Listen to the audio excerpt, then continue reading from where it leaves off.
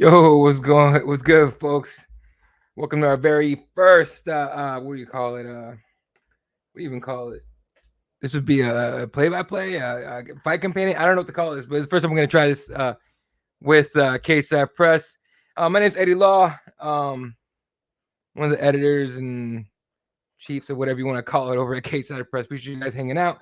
You may also know me from from I was gonna say Cageside Press again, from Keyboard Warriors. We went live last time. Myself and Mr. Fred Kirby. Did not tell everyone I was gonna do a play-by-play today. I did not really know if I was gonna be able to because it's scheduled, but we're here now, so we're gonna do it. We're gonna do it big. This is a 5-fight main card on UFC, ESPN Plus, whatever. Which, by the way, it is a trash app. I'm not gonna lie. I wish it wasn't, but we'll be doing a lot of this right here. Put up the stats and everything. I'll give you guys a little bit of play-by-play, a little bit of commentary. If anyone's around, maybe I'll bring some guys on. You know what? First of all, Bowie was good. You always do watch alongs? I do not. This is literally the first one I ever do. As far as for Cageside Press, I think I did one a long time ago for Keyboard Warriors, but it was one of those like rare occasions when I had a lot of time. I had like an entire day. So yeah, I don't normally do these. SJ was good. Is Kirby gonna be on? You know what? That's a good question. Yeah, I can ask him. Why not? Shit. It wouldn't be a bad idea. You know what I mean? It's like I don't know if he'd be able to stick around for the whole thing. I don't know how his setup for how he watches it, but if I could show you guys right here, like I'm literally my laptop, my camera right here, microphone, and I have the fights on my and this another laptop on here because my TV decided to eat it today. So, yeah. What's good? Appreciate you coming to hang out. They're just talking a lot about Alexa Grasso right now. You know how they do promo these main events on the cards and all that. But yeah, like this is the first one we're gonna do for Cageside Press. If this works out pretty well, like I know most people know at least know me from the live tweets for Cageside Press and everything, and that's cool and all. But when you can watch on ESPN Plus, it's really easy to not need it. To not really get on Twitter and be watching it because you can just watch it whatever on your phone and everything. The pay-per-views are a little better for those play-by-plays. So maybe for the pay-per-views, I'll start doing it. Who knows? At least on that, you could pop on like an earbud if you're at work or you're wherever you can't watch it. You can pop on an earbud or something if you can't, sit and watch on YouTube and everything. Will not be showing fights, although you can see a little bit of the, that right there. We'll see if that does anything. I really doubt it, but we'll see. Where y'all watching from? Shout out from Vegas, man. You're right there. Those tickets for those Apex shows, they're more expensive than most of the pay-per-view tickets. As far as like even like the decent seats, those are like $2,000 tickets. Now I've been in the Apex Ham, a bunch of times covering and everything, but and I always said I was in media row, but and in the media center. But those it's like football bleachers. It's not bad. They're cool. And it's like a really, really intimate. Like it's kind of cool if you're in the audience to be able to hear the coaching. That last fight, Mana Martinez, James Cross got in his ass about giving away rounds and all that. So real quick, we're live on YouTube, we're live on Facebook, we're live on Twitter, we're live on Twitch. So if any of the other feeds don't work, try one of the other ones out. Cageside Press on Twitch, Cageside Press on Facebook, obviously. And then on Twitter, just at Cageside Press, just we're floating. I keep retweeting the box, making sure you guys can watch from there. Hit me up with comments and all that.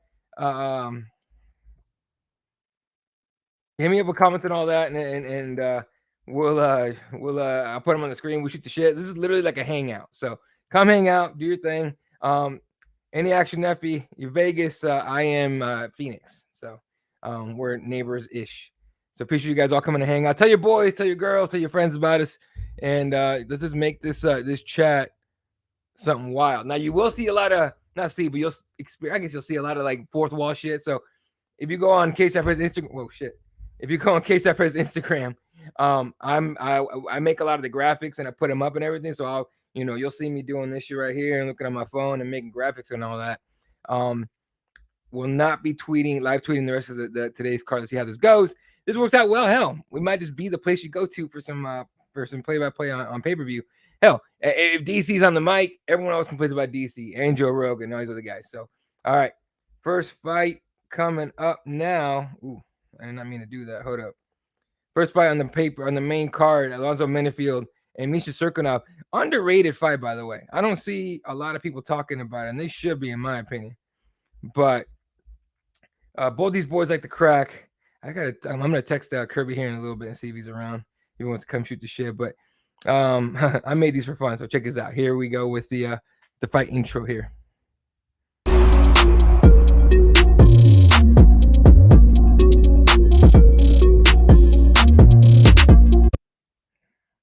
Not terrible. All right. Back on the screen here. Yeah, no, like I said, it's it's a pretty good solid matchup, but no one's talking about it, and they should be. Alonzo Menifield is he fought what's that dude that about to pull his name up, but he fought that the fella whose record kept changing overnight because he changed his name like 4 times. Let me see if I can pull up his record here for you guys. Askar Mozharov, that's right. Back in I think it was like July or June. Anyway, he's coming off a TKO win over Askar, which by the way, Mozharov is a solid fighter. He's fun. He's cool to crack. He's down to throw and everything. But apparently he popped for whatever in that fight. After that fight, but he just it pissed off Alonzo because Alonzo felt like he was part of a circus at that point. Before that, a decision lost to William Knight back in December. I was there for that one. William Knight's a massive human being. And then before that, decisioned Ed Herman and submitted Fabio Chironzo. He's had a very up and down. He's got losses to Devin Clark, OSP, who, by the way, is fighting Alexander Gustafsson at 282, I think. Someone can, correct me if I'm wrong. Before that, Paul Craig, Vinicius Moreira, and Deshaun Boatwright. So Alonzo's had kind of like up and down, and he hasn't done anything crazy to put his name on the map, in my opinion. The submission over Fabio was dope and everything, but the knockout of Paul Craig was probably his biggest win, in my opinion, so far. But this would top it, I think, if he was able to finish Misha Cirkunov, who at 15-8, long time UFC vet. I want to say he's been around since like 2015, so long enough. Holds wins over Jan Kutalaba, Nikita Krylov, Patrick Cummins, who's, if you guys remember Patrick Cummins, it was a DC show, but he's kind of in a pretty nasty downturn right now. 3 in a row losses. Ryan Spann TKO'd him. Christoph Jocko decisioned them, and Turman. What's this fellow's first name? Wellington? Am I right? Wellington Turman? He got submitted by him in the armbar. So Misha needs a win. Needs a win here. It's not gonna be nice for him if it don't work out. So he did get a Peruvian necktie over somebody, and I was impressed because that's hard. That's hard to pull off in just jiu-jitsu. Do it in an MMA fight. It's kind of nasty. So they're doing the props to watch is -360 for the fight to not go distance, -100 for the TKO KO for Menifield. They're basically saying Cirkunov's gonna get his ass whooped right now. Damn, dude, Alonzo's if you have to fight someone like Alonzo Menifield and he's looking at you from the other side of the cage, if you're not like dead set, I'm gonna fuck this guy up, it's gonna be bad. Misha has no left tricep. Is that legit?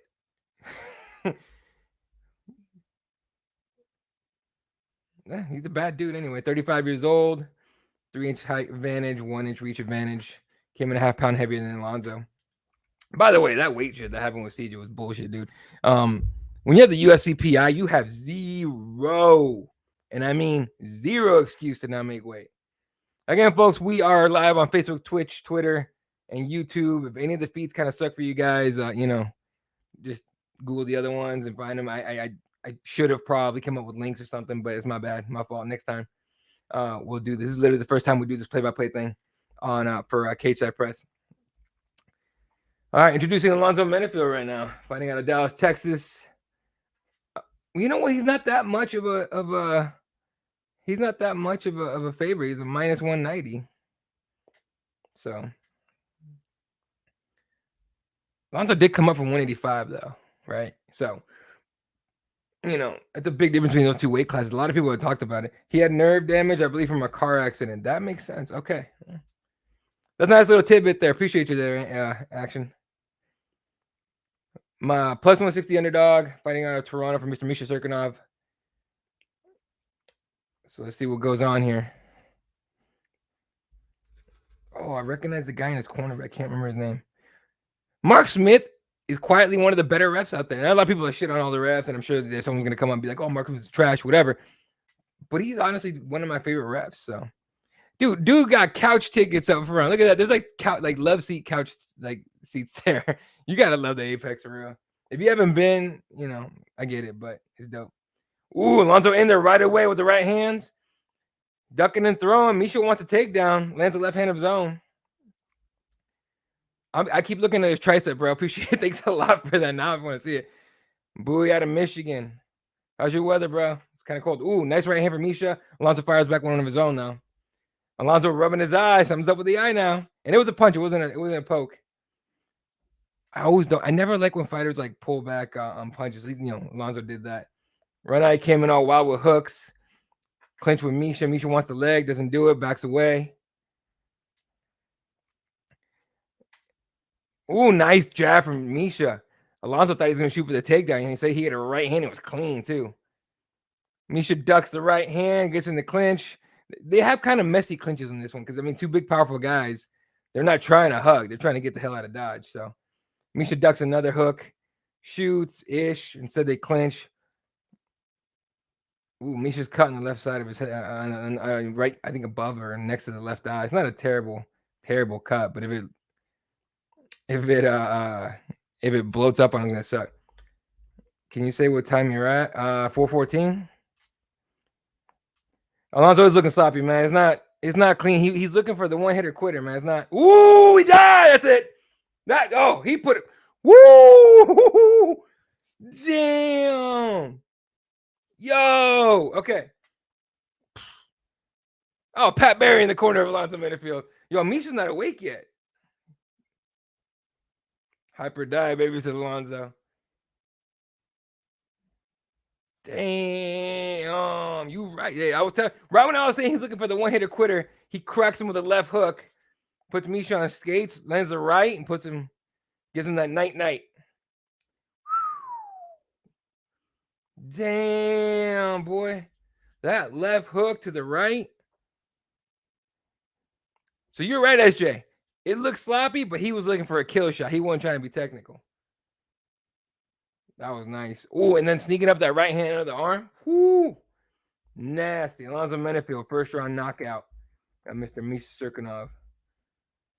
Friggin' Pat Barry tripping on his side. Anyway, great win for him.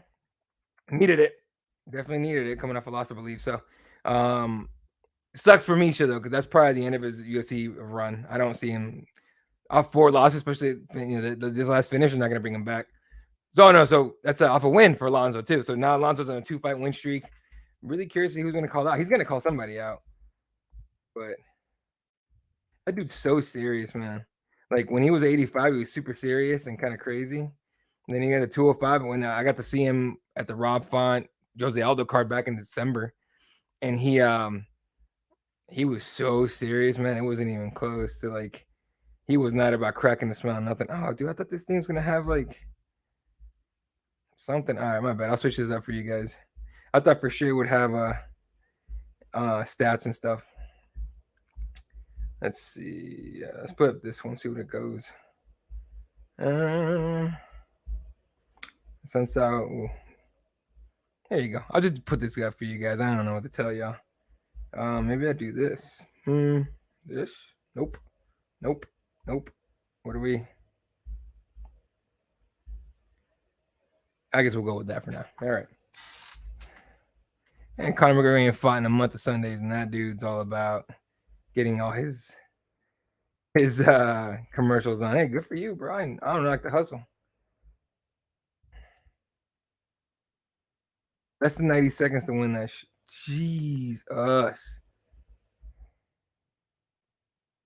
Let's see here. Alonzo going over.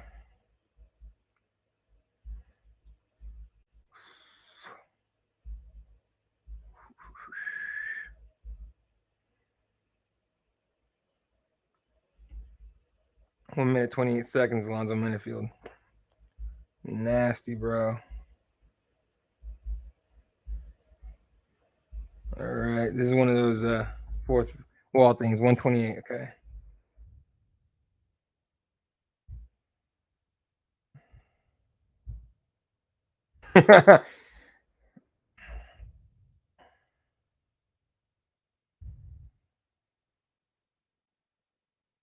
Oh, he feels bad that he hurt him like that. He's talking about like, yeah, I'm glad he got up and everything, and he goes, we come here trying to make a living, shit like that. So it's a hard sport to call a sport, right? Because it's a fight. Like a fight, man. You need to go in there ready to kill or be killed. Just like everyone makes fun of Nick and Nate for saying that, but that's true. And a lot of people like take it and don't really understand what the hell they're talking about. It's a lifestyle. It really is kill or be killed out there for a lot of these guys and girls. So stop hiding.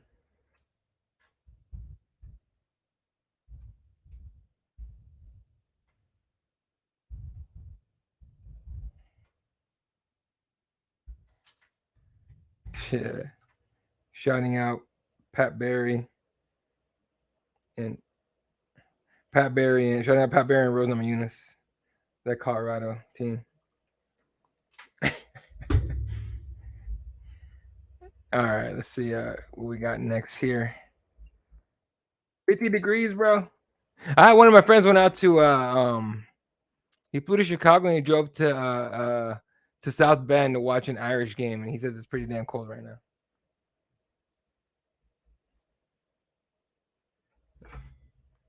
Oh, he ain't calling nobody out. Dude, all these guys are getting sponsorships from betting sites and stuff like that, and they're all yelling it out. I'm still waiting. I know Dana at some point is gonna be like, "No, fuck all that. We're not doing that." He's gonna do that because the UFC ain't getting a cut of that. And if they are, it can't be that much. That was a Minifield. All right, pretty solid win there for Mr. Minifield. Yeah, this is what's messed up about that, right? Because everyone tries to talk about that, but nobody talks about that. You know what I mean? And they don't open their life to everybody, so we don't really know what the story is. But it's weird. It's a little weird, honestly. And I don't think even if you ask him the question, he's not the kind of guy who's gonna talk about it. I mean, now I should honestly. I thought about looking up the story and like, all right, what's going on? Somebody must have written about it, and I just never have. But if you guys know the story, how they got together and shit, if you guys have enough time to watch that, let me know, because I get a lot of people hitting me up like, oh, dude, like when Rose fought Carla here in Phoenix, this last time I lost to her, and what turned out to be a pretty awful fight, to be honest with you. They came in after the loss, and she wanted to talk to the press, right? And she said she thought that she won the fight. Pat Barry's in the back behind the cameras, and like we could all see him, but obviously the cameras couldn't. And he said saying like this, like throwing his arms up, like, "Come on, man, who here thinks Carla won?" And it's like we're all sitting there going like, "Dude, I wanted it so badly." I'm saying, pardon me, I'm not gonna say this shit, but I wanted to be like, "Dude, nobody won. We all took an L on that one." Like we all took an L on them. Let's just say some of us were watching, and not most of us, and not all of us, were watching the Canelo fight that night against homeboy that pieced him up, something nasty. So, it's just it is what it is. Like, when you guys always when fans complain about boring fights and shit, we see you. We ain't. You're not wrong, dude. Like, it's hard for us to watch fights like that. I had someone tweet at me, whatever. It's Twitter trolls or whatever. But I had someone tweet at me, because I said, "Oh, it's fight day," and he was like, "You're the only one excited for this card." And I was just, well, I cover all of them. So yeah, and of course, when you respond to a troll with that without like an F you this and all that, it's pretty, they don't really say shit. But congratulations for your life choices, Bowie. Don't go back to watch it. Under 1.5 rounds, biggest bet of the night cashes. Hey, making some money. So yeah, it's that whole case is kind of wild, right? So I want to know the story behind Patton and Rose, but we probably won't get that until the Rose documentary comes out and everything. But Pat's a wild boy, man. Pat is a wild boy, and you can see he brought into his fight style show. So yeah, all right, boys, gonna take a real quick couple minute break here. Gonna go get some coffee real fast. Then right here in my kitchen. But I'll be right back Chat's still open. Shoot the shit. I'll be back in a minute. But you will see. Christ, with this stuff, man. I swear to God, I need to figure out the kinks on this thing. I'm serious. Y'all gonna see a fourth wall get broken the entire stream for all how many ever hours we're up. So, all right, here you go. This is gonna be the break screen, and I'll be right back.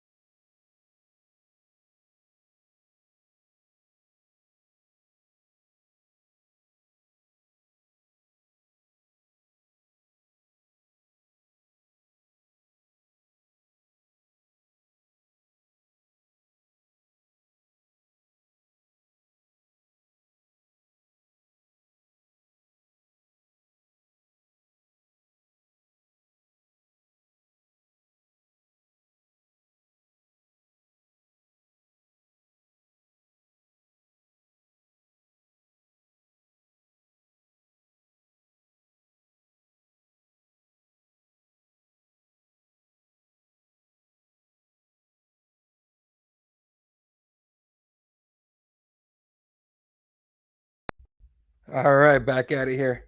Appreciate you guys on that break there. I have to let my dogs out because dogs got to go potty outside, bro. Anyway, all right, what's going on in the chat here? I was just making a joke about Pat. Honestly, don't know the whole story. Yeah, and I definitely want to say shit to his face either. So, hell no. Someone must have done it by now, right? Someone must have gone up to Pat Barry and be like, "Dude, what the fuck is that?" And we just never heard about either the ass whooping or him cussing him out. But there's no way that nobody goes up to Pat Barry and says something. We have so many stupid ass people in the freaking world. For sure, someone had the I don't even call it balls. They just had the terrible fucking idea to do it. All right. Let's see. What are they going on about? How you guys feel about these Abu Dhabi cards? First of all, next week Abu Dhabi, that card starts at 7 a.m.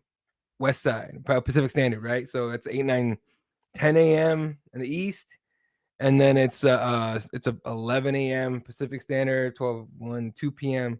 Eastern time start. A lot of people complain about that. I don't. I love that. I love having my Saturday afternoon / nights open. That just to me is dope. I got to watch fights and I didn't spend the entire day in front of the TV. Perfect for me. Etcher says in Rose's last fight, Pat kept telling Rose she was doing great and everything was going to plan, but Rose wasn't engaging, and that's why she lost. Their game plan was to make Carla do all the work. That's what it seemed like. I think that's what they said, and it did not work.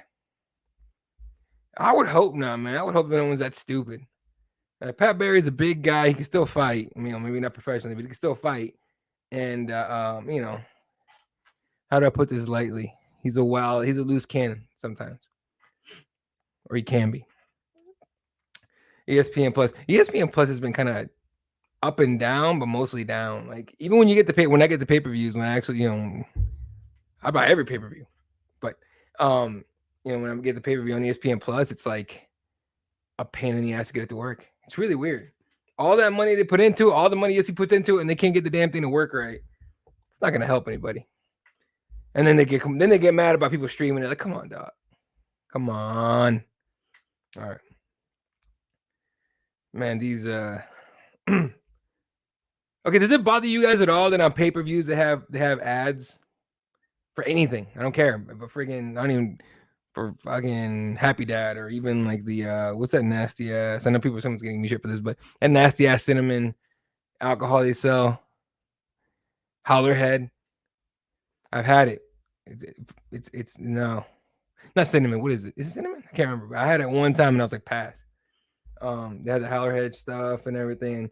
Then they have like movie ads. Like it seems like Mark Wahlberg is at every freaking pay-per-view just to be on there with a t-shirt with his freaking movie on it. So maybe Sean Strickland said it to his face. Sean Strickland tripping now. Y'all see him going after Ronda? Come on now. Come on, man. He went after Ronda some old ass like a Ellen clip. It's like he got bored one day and scrolled through like Instagram and just ran into an old clip of it, and he was all giving her shit about however, like he was basically saying she was using the whole suicide thing to like make herself more popular and all this other shit. But to me, that's stupid. Like I don't understand why. Like, to me, it's just dumb to say that, but it's just like, dude, we know you're not that stupid. Like, you understand what the hell she was doing. And dude's tripping, man. He's tripping. All right. I'm gonna keep retweeting the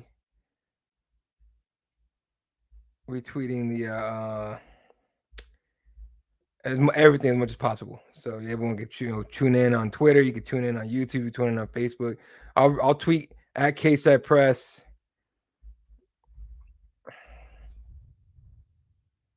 I'll tweet at Cageside Press on Twitter, obviously. I'll tweet out the links to everything as much as I can. Make sure everybody can find different ways to watch it and everything. It's not sometimes like one like YouTube will suck and Facebook will be great. Facebook will suck and Twitter will be better. So just making sure you guys know we're definitely gonna do our best. I'm definitely gonna do my best to make sure you guys have somewhere to watch it. What the fuck? So they're talking about the Rafael Sunside Victor Henry fight here coming up. Victor Henry's underrated as hell, and I've been thinking that for a minute. Like I thought he's one of those dudes, man, that can definitely be. I'm not gonna say he's gonna be a champion, but he's definitely gonna like surprise some people. You know what I mean?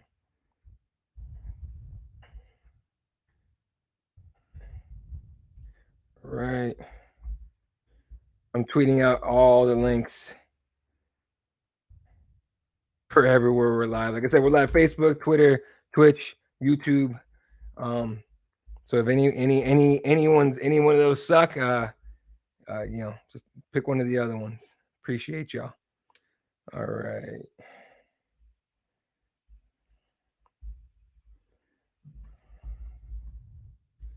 All right. I'm a fan of this Charlie girl. She's dope. I don't know if you guys follow Brandon Fitzgerald on Twitter, but or on Instagram.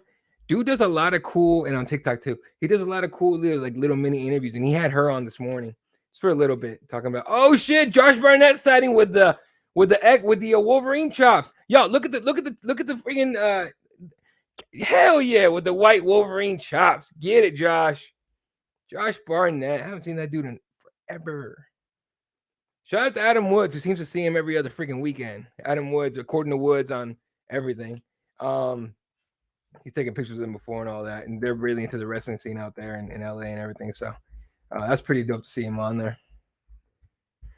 I don't want to go too far, and he does it all the time, and I can't tell if he's like that out of it or he really like believes the shit he says, but it's a bit much for me to like. I don't know. I don't know how to put it. Like, give a shit what he says because the dude he just does too much, man. For real. He does way too much. Like on the real, like chill, bro. All right, let's see what we got here. I got to check the stream real quick on YouTube, making sure everything's looking good. Everything's pretty clear, so I feel like everyone's gonna be okay. How you guys like the background? I didn't have time to make an overlay to make it all nice and pretty and clean, but I like the darker colors because everything else pops, right? Because everything was light on my face and everything. So, what I don't like doing is listening to myself talk. I really, really don't like that. So, here comes Rafael Sunset. Was a bad motherfucker, man.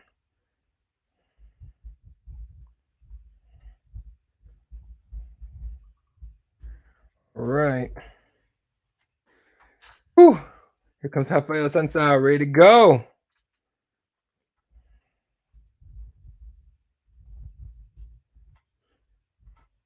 He's been fighting forever, man. They don't have his. Oh, he was born in Brazil. I thought they're gonna have his like this birthday on there or some shit. Fighting out of Vegas. Mr. Eric is right there. I forget his last name. This dude's a bad dude, man. For real, for real. All right.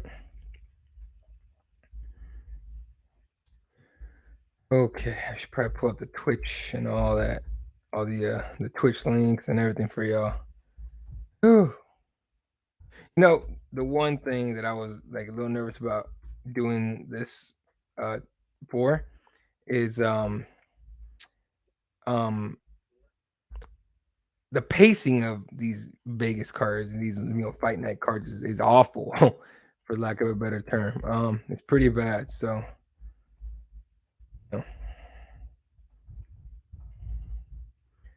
making sure you guys know that this is gonna be one of those where I'm gonna have to come up with some bullshit to say if it gets really boring.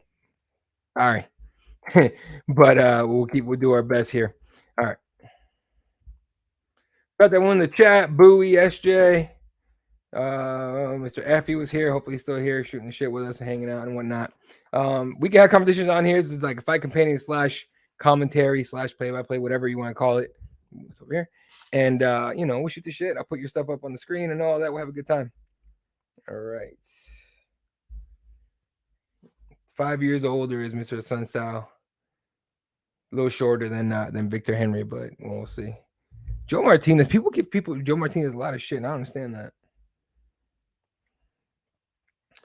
I think he's a pretty good announcer, personally.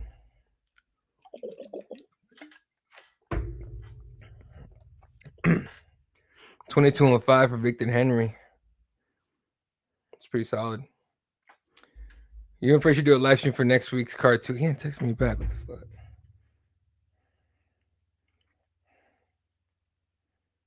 Text him back. I text him again.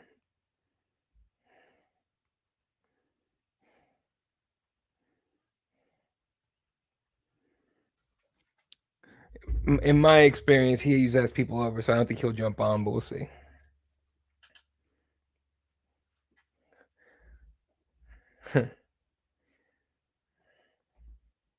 Asun Sao. I would say a sunset. Asun Sao. Kerry Hatley back at it. He always throws up the L. I'm not really sure what he's doing with that. I mean, maybe he's sending a message to somebody, but it's like L guys. Here we go. Oh, he's at a festival. Sorry, folks, he ain't coming. Sorry, I know. I know, Bowie. I know you wanted him here yesterday too, but he ain't coming. All right, glove touch. Let's go. 455. Body kick for Mr. Henry here. A lot of stance switching as he goes to the calf kick for Rafael. Henry putting the pressure on Rafael assumes out right now. Let's see. He's waiting. I love it. Guys do this shit when they put their hands up and they do this as they're trying to throw hands. I'm like, go ahead and break that pinky brow on someone's face. Rafael does that every fight. A lot of waiting, a lot of feeling out, a lot of pressure from Henry.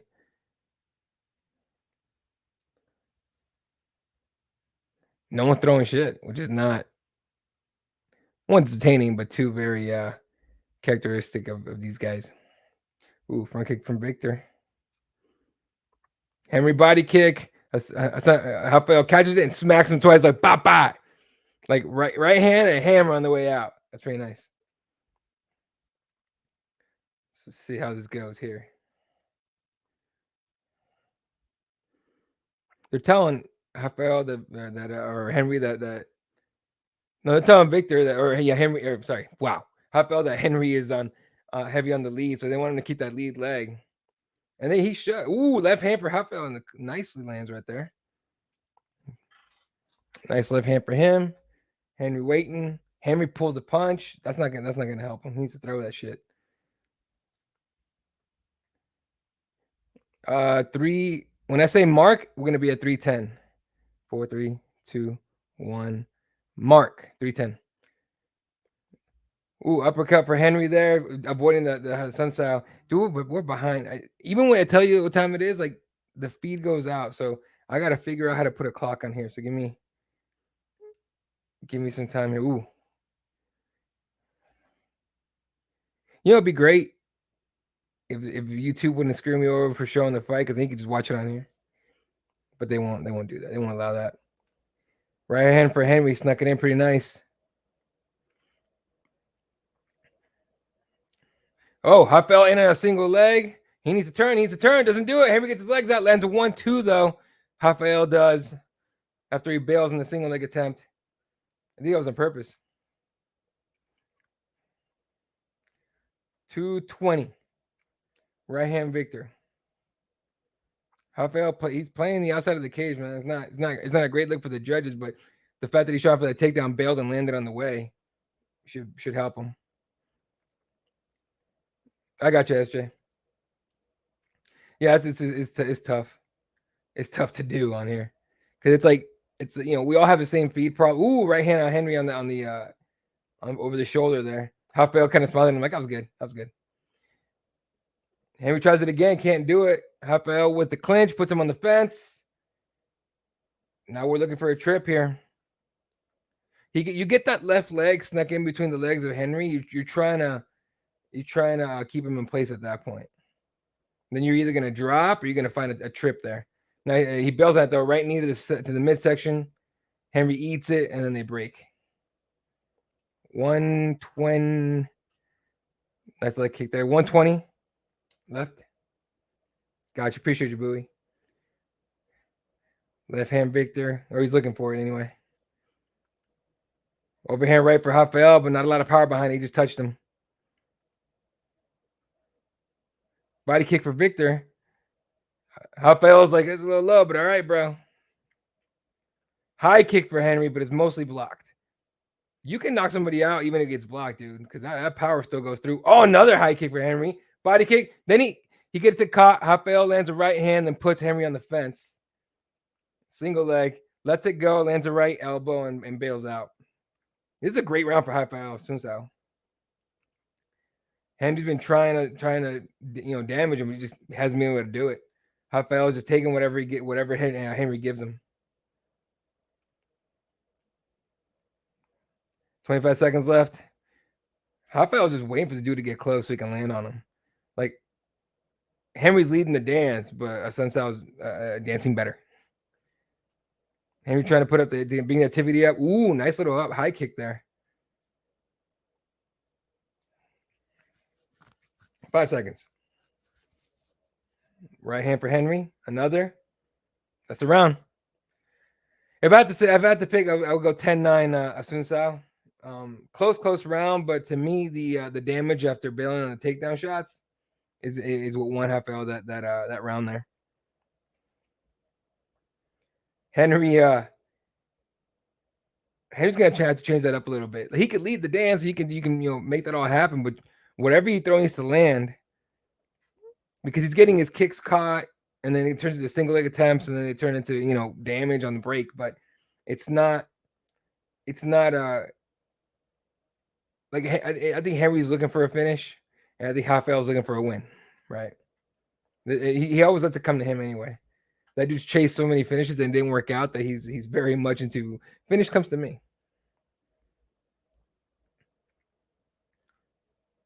All right, we got a little bit of time, so that's how it's commercial. I think it's a McDonald's commercial, but if you guys order junk food or go get junk food, what's your favorite place to go to? And obviously say wherever you're from first, because I don't know. Like I know Bowie's Michigan and everything, but I don't know. Like not every place is everywhere. Like McDonald's is everywhere, but you'll throw some shady some name I don't know out and be like, "Well, what's in Michigan?" All right. Henry back to popping the jab there. Rafael's looking to look for the leg again, trying to kick the lead leg too. Front kick to the body now for Rafael. Let's see. Henry's just putting the pressure on, but he's not doing anything with it. Ooh, spinning back kick right to the midsection. And Rafael just ate it. Very nice. Chicago, shout out, bro. I'm there quite a few times a year. Mostly in the north side though. Let's see. Rafael was just waiting for him. Front little side kick to the shin there. A knee. Henry staying active. which again is great if you're landing something like clean. Kicking the lead leg. Oh, now he's doing side little John Jones oblique kick. Okay. For Henry is, I mean.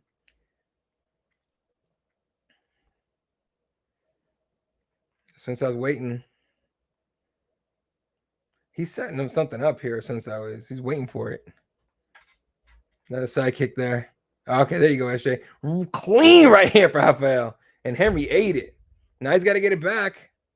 Judges saw his head snap back. That's something too, all right? Like guys that have long hair that don't. Ooh, spinning heel kick doesn't land. Rafael ducks under and takes him down. Now Rafael on the top. Henry has one arm. He's trying to go for the arm. He's trying to set up an arm bar. Rafael's landing hammers from top. Now he wants the triangle. I love that Rafael snuck his other arm in there. If you got just a little tip here, if you can start getting caught in a triangle, you try and sneak that other arm in there because you can't triangle off two arms. Henry staying on the side here, or Rafael on the side here. Henry is about to give his back up, and Rafael's gonna be like, "Thanks, bro." All right, he goes belly down, but he stands up, and Rafael lands a kind of a head kick from behind on the break. Well done by Henry, but now you got to get it back, dude. You can't go down 0-2. Not to Rafael. Let's see here.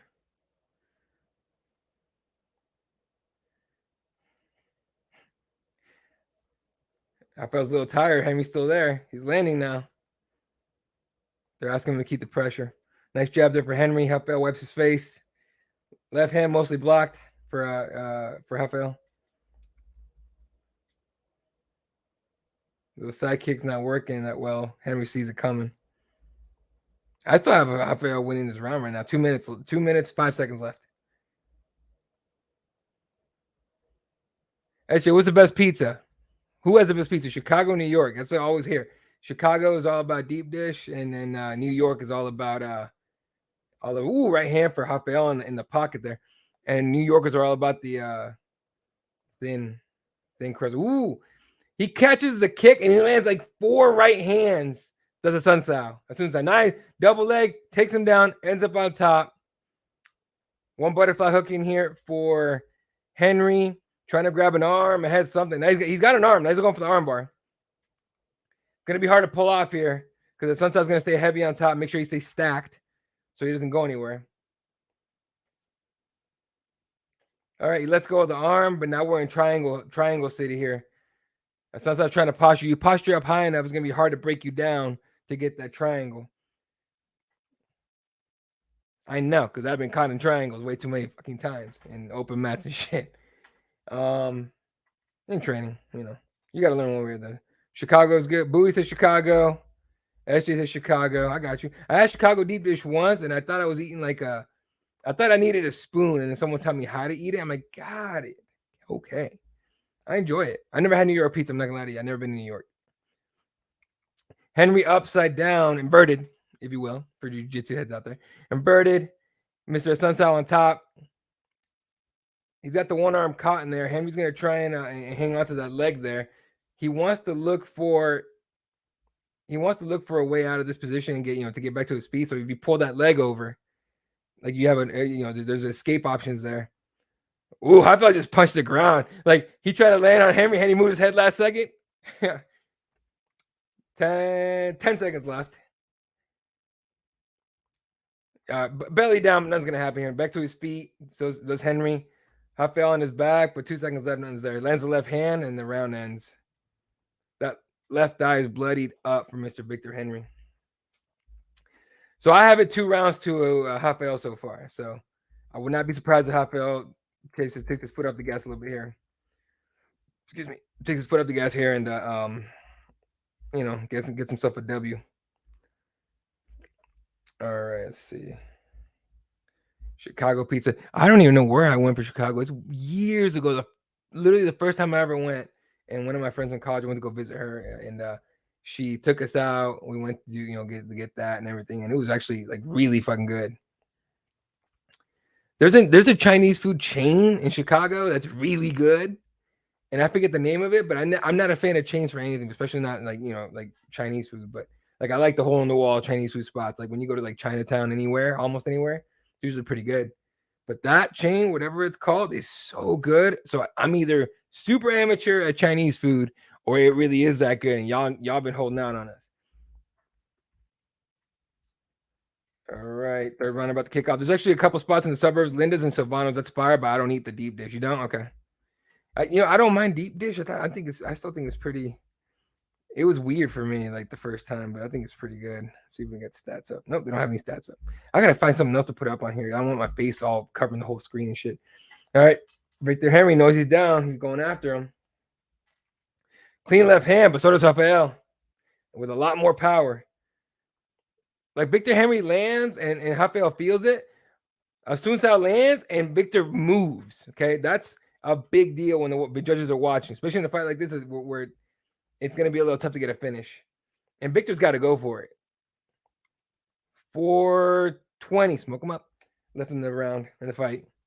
Nice right hand there. Clean for Henry. Use the knee to the body to distract him. Another right hand there. They clash. Clinch. Rafael's looking for the trip here. He's got overhand, underhook, and overhook. Henry doesn't give it up, so Rafael has to throw something on the break. Lets it go.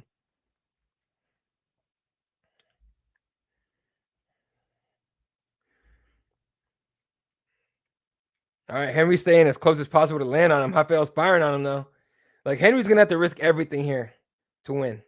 He needs to finish. Rafael, just like I thought he would. Single leg takes him down. Time to make this not so much fun for Victor Henry. Triangle City again, but not Brian Ortega, but you know.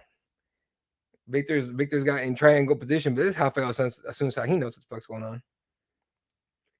Henry needs to get up and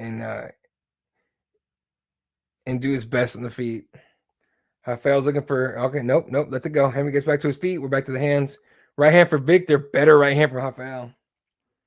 Little side kick there. 1-2, clean for Rafael Assunção. Ooh, nice right elbow, like nicely done by Victor Henry. Rafael's like, that was nice.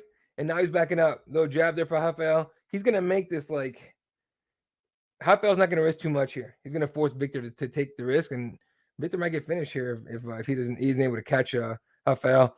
Single leg, forcing Henry to literally pushing Henry back into the cage. Now Rafael's going to switch to trying to switch to the double, can't do it. Bails. Back to the feet. This is not bad, dude. Ooh, nice left hand for Rafael. Now knee to the body. Dude, yeah, you got 2 minutes and 20 seconds, Mr. Victor Henry, to find a finish here. I wish he'd have thrown more elbows in this fight. Cutting Rafael open would have been way better for Henry. Rafael's so good with his like range that he just barely gets missed. He gets missed with a punch by an inch, and then he lands on you. It's really nice to fight. It's fun to watch. Clinch a knee and bail out for Mr. Assunção.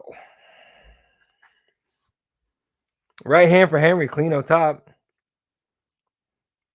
But he's not throwing much power. Maybe he doesn't have enough power to knock out Assunção. Assunção turns, starts to get in the clinch, eats an uppercut. Henry puts him on the cage. Henry's trying to land that damn elbow now, but it's too late. Woo! 1-2, straight right for Rafael on Henry. Rafael shoots the single, can't get it, switches to the other single, and now we're on the fence here. We're chasing takedowns. We're trying to slow things down and to slow the fight down with 1:15 left. Pulling up the single leg. Now we're looking for body lock. Can't get it. Henry's still jumping. 1 minute left for Victor Henry. He needs to go right now.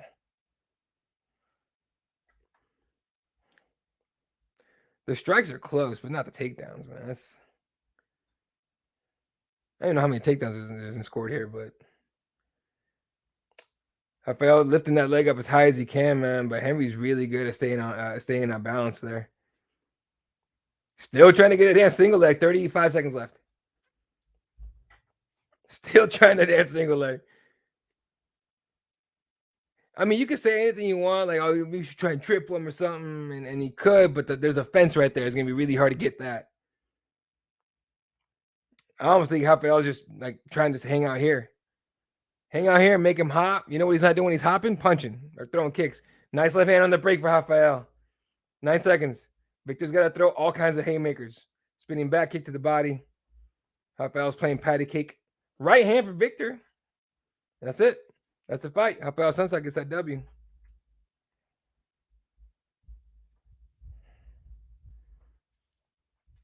Yeah, Victor Henry took that one. There's no. I'm gonna make my graphic here. I didn't make it. Oh boy. So Chicago pieces of shit. All right. All right. What's the best place you guys have visited? Like on vacation and shit. Like, cause I've been quite a few places now. But like I'm in Chicago enough to where it's almost to the point where I'm like, I'm good. And it's because I got family there now. But like Chicago's cool. I prefer Chicago when it's snowy because like we don't get snow in Arizona.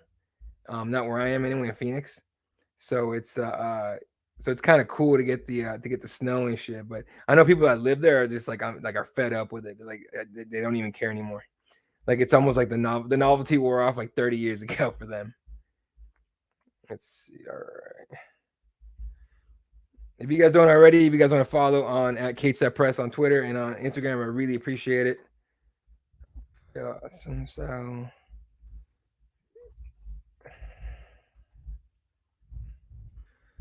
what are we thinking? 30-27s all around?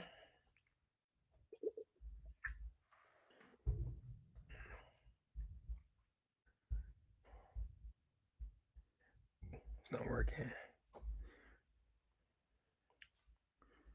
It's got to be 30-27s. Let's see. Joe Martinez. Victor knows. 30-27. 3, Victor or Rafael. Rafael. I don't know what Victor thought he was gonna. I mean, you could always possibly get a really crappy decision your way, but these boys put it out there, man. You got to hand it to them.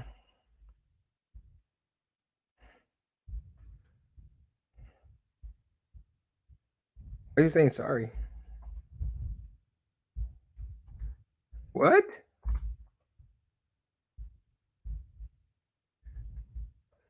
Rafael's in tears. What's going on?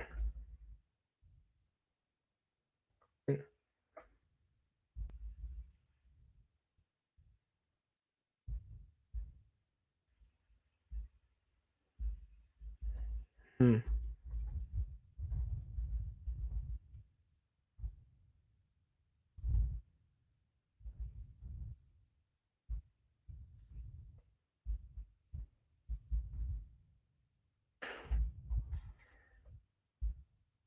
Cool. That's cool.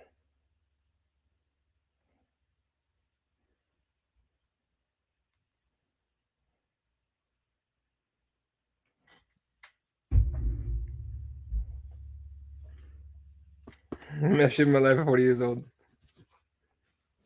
Ooh.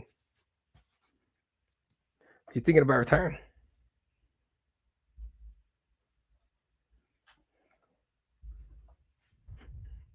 That was good. That was good to watch from Rafael.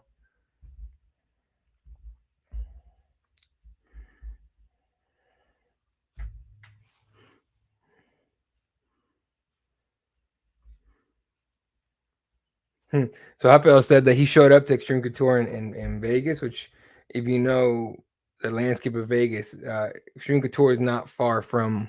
He's one of the locations not far from the Apex.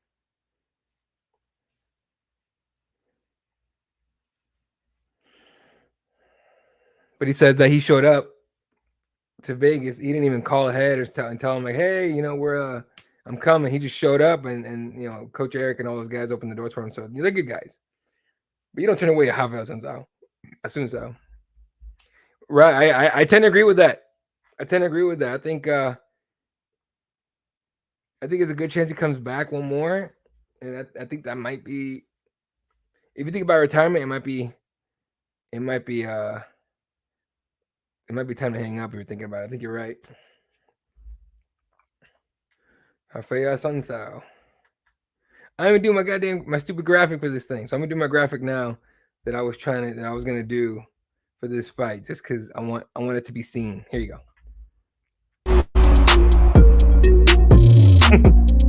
This is supposed to happen before the fight. Damn. All right. Whew. A lot of hugs all around, man. It's always happy to see a guy like him win. It's always nice. We went on vacation to Florida over a month and didn't want to leave Treasure Island, Indian Shores area. Nice. That's pretty dope.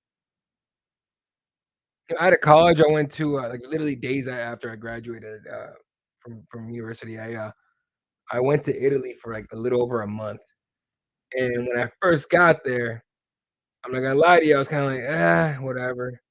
But I ended up living in this super small town called Orvieto. It's like on a mesa type of deal, and it's about an hour and a half train ride to Rome, and it was dope as fuck, man. Or bus ride, my bad, bus ride from Rome. Um, but it was dope, and I got to see everything Pompeii. I took a train to Venice, Florence, went to Florence, went to Naples. Dude, when I rode into Naples on that train or on the bus, and I was looking around, I was like, dude, we're in South Central LA, bro. And I'm there with a bunch of like college kids like me, and it was fucking funny. It was just everyone was scared shitless, and for some reason they all started following me around. I'm like, why you motherfuckers following me around? I talked to one of the other people, and they were like, "It seems like you aren't afraid of this place." And I'm like, "You guys scared?"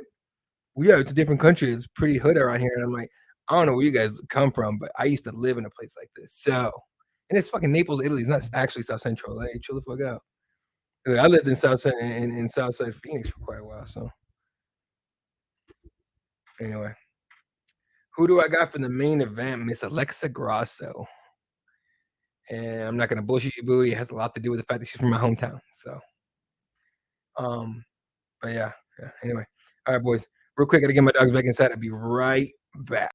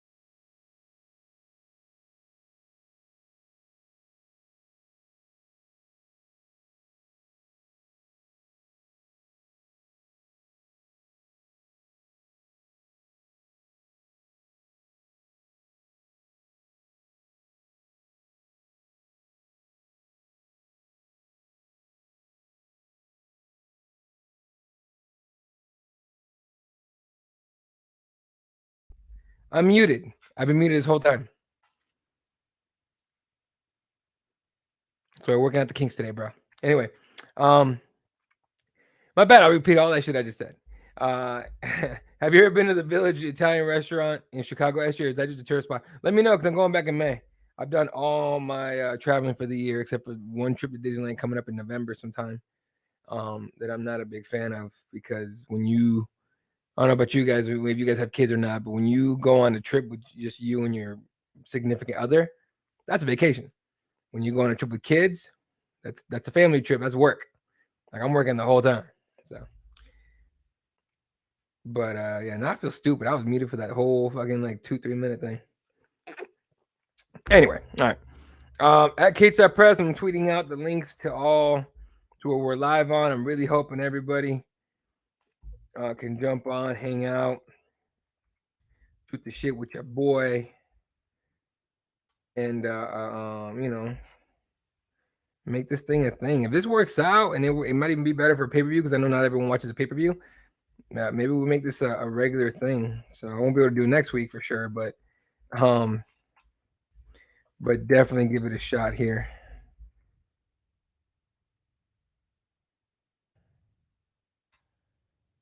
Huh. I'm probably better off calling this a fight companion, huh? Because I'm just shooting shit about anything. Hey, any football fans in here? Like American football, soccer too, or football too. If anyone knows, I'm not a huge fan of European football just because I just the schedules don't match at all. I do watch a lot of Mexican league, which probably isn't as competitive, but still, my hometown, I follow them, the Chivas. I used to watch like Man U a little bit. I used to watch like any team that Messi was on, and any team that Ronaldo was on, and Ronaldinho was on. And I haven't had a chance to watch anything. So, you guys fan of any of that? Because that'd be kind of cool. I like the World Cup. I watch the World Cup every time, every 4 years. Obviously, two teams I root for: Mexico and USA. If they play each other, Mexico. That's because that's where I'm from. Do I ever buy the pay-per-views? Yeah, I do. If it's gonna be a pay-per-view that I don't, how do I put this without incriminating myself? That I don't allegedly want the stream to break on. That makes sense. I really don't want the stream to break on me. So, any alleged streams. So, I do sometimes. I picked the sunset, right?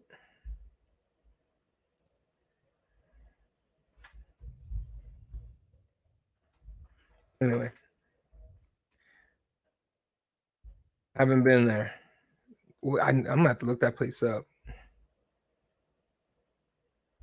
Will I ever do any more Dana White scrims in the future? Absolutely, absolutely. So the story with that is, so I'm basically the guy, but at Cageside Press, myself, Mr. Jay Anderson, who I'm learning a lot from, honestly, all the time about this thing. But we have an amazing team of guys that go out and do things. Let me do my little video here real quick, and I keep explaining what's going on here with that. Right, Mr. Todorovic, introduction of Mr. Dusko, NFL Great Serbia. All right, here we go. Oh shit, come on. Anyway, so the reason I was there for that one, so I did the one at 274, and I did 279 and 278. So when I cover them and I go and everything, and I personally don't ask questions for the sake of asking a question. I gotta have something to ask about. So yeah, you guys heard me talking today in at 278. I didn't do 279. I only went to media day, and I left before all the crazy shit happened. I will definitely tell you there. All right. All right. They're about to kick off here. Tonioni's wiping his face.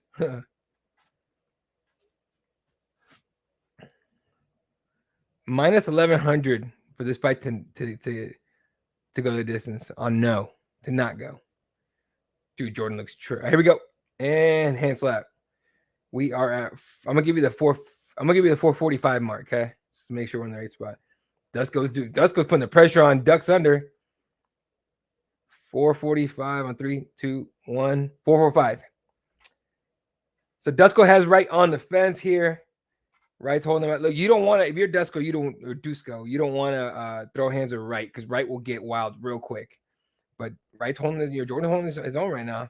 He's trying to turn Dusko into the fence so he can land some offense of his own and get away. Dusko's looking for the headlock here. Control the head, you control where the body goes.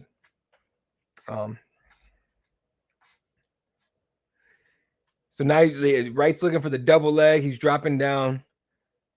Had his hands connected, and he gets it. Lift, turn, dump. Very, very basic, but very, very effective. And Dusko couldn't do anything about it. Now Dusko's got butterfly hooks in there. With his hands clasped behind the head. Jordan easily passes over to half guard. Now he's gonna be looking to go to side control or mount. Meanwhile, he's gonna be landing damage from top. It's really, really like simple, but you train this repeatedly, you get really good at it. Jordan right landing, right hands in close. Dusko's trying to duck his head to his chest. Obviously, you kill the angle, you won't take that much damage. Jordan pops his head out, arm over. Now he's got the arm behind the head here. Dusko's chilling here right now. Now he's trying to lift and put and sweep. Right's not allowing it. If you see right here, Dusko's got this right hook, like right butterfly hook on the thigh of right. And I know it looks like he's trying to do like a half guard. I think he's setting something. He's setting a sweep up of some sort, but right's moving too much. He's not letting him. And right easily steps over to mount, but the butterfly hook was there, and he's trying to lift him and move him.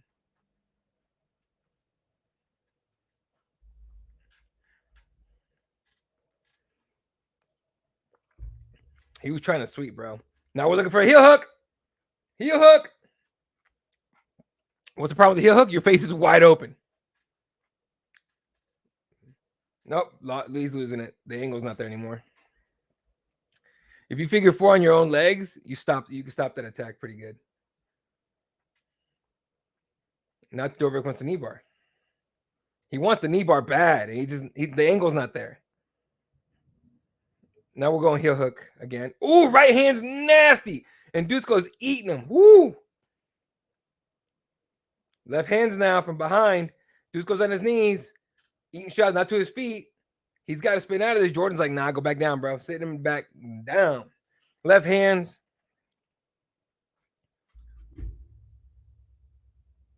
The fuck? It's weird. Oh, it's raining again. Jesus. Phoenix is attributed to knees to the body on Dusko. And Dusko's got that one hand down, Make sure you can't get kneed in the head, which is smart, but the rest of the body's still wide open, so you're taking damage. And right dumps him right back down. Dusko's not making this hard at all, by the way. Butterfly hooks and lock behind the head or behind in fact, in the shoulder area with the 2 arms up on right. It's gonna keep him broken down a little bit, but it's not gonna do like too much.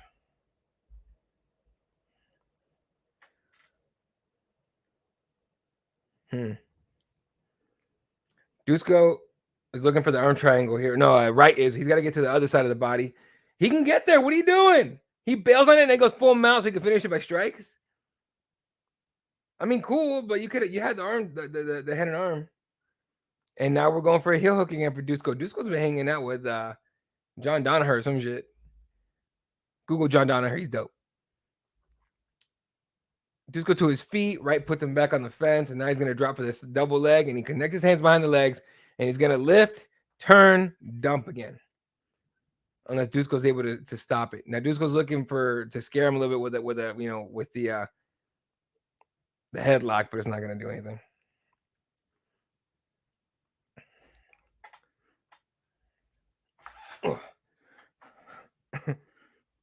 10 seconds left, and he dumps him. So he was just waiting for the end. He could score the takedown. There you go. That's it. Round over. That was all Jordan Wright. And Dusko knows it. You saw Dusko's face. I recognize your voice. The last one, I haven't heard you at any others. Yeah, like I said, I don't like to ask questions for the sake of asking questions. That's when you get assholes that ask stupid ass shit like, "What's your favorite topping on your pizza?" And then Dana White looks at you like, "Bitch, what?" Like stuff like that. Although, shout out to Alex Behunin, one of my boys. He's a friend, good friend, and he asked Taturo Taira about his In-N-Out burger today. And so I saw someone posted the clip on Twitter, and I saw the title. I didn't even press play. I'm like, Alex asking that shit. Then I press play, and Alex asking that shit. So yeah, no, but I am. I'm not scheduled to go to any events right now, but I will let you know when I go, and you'll hear me again. It is but like I have to have a question for you. I don't have to ask shit just to ask shit. So shout out to everyone tuning in. Appreciate the hell to all you guys here. Let me see if I got any banners here for you guys. Ooh, what the hell? I hate to work on that. Sorry. I should have designed this a lot better. So that's my bad. All right, round 2. We got glove touch. I'll give you the time here in a second.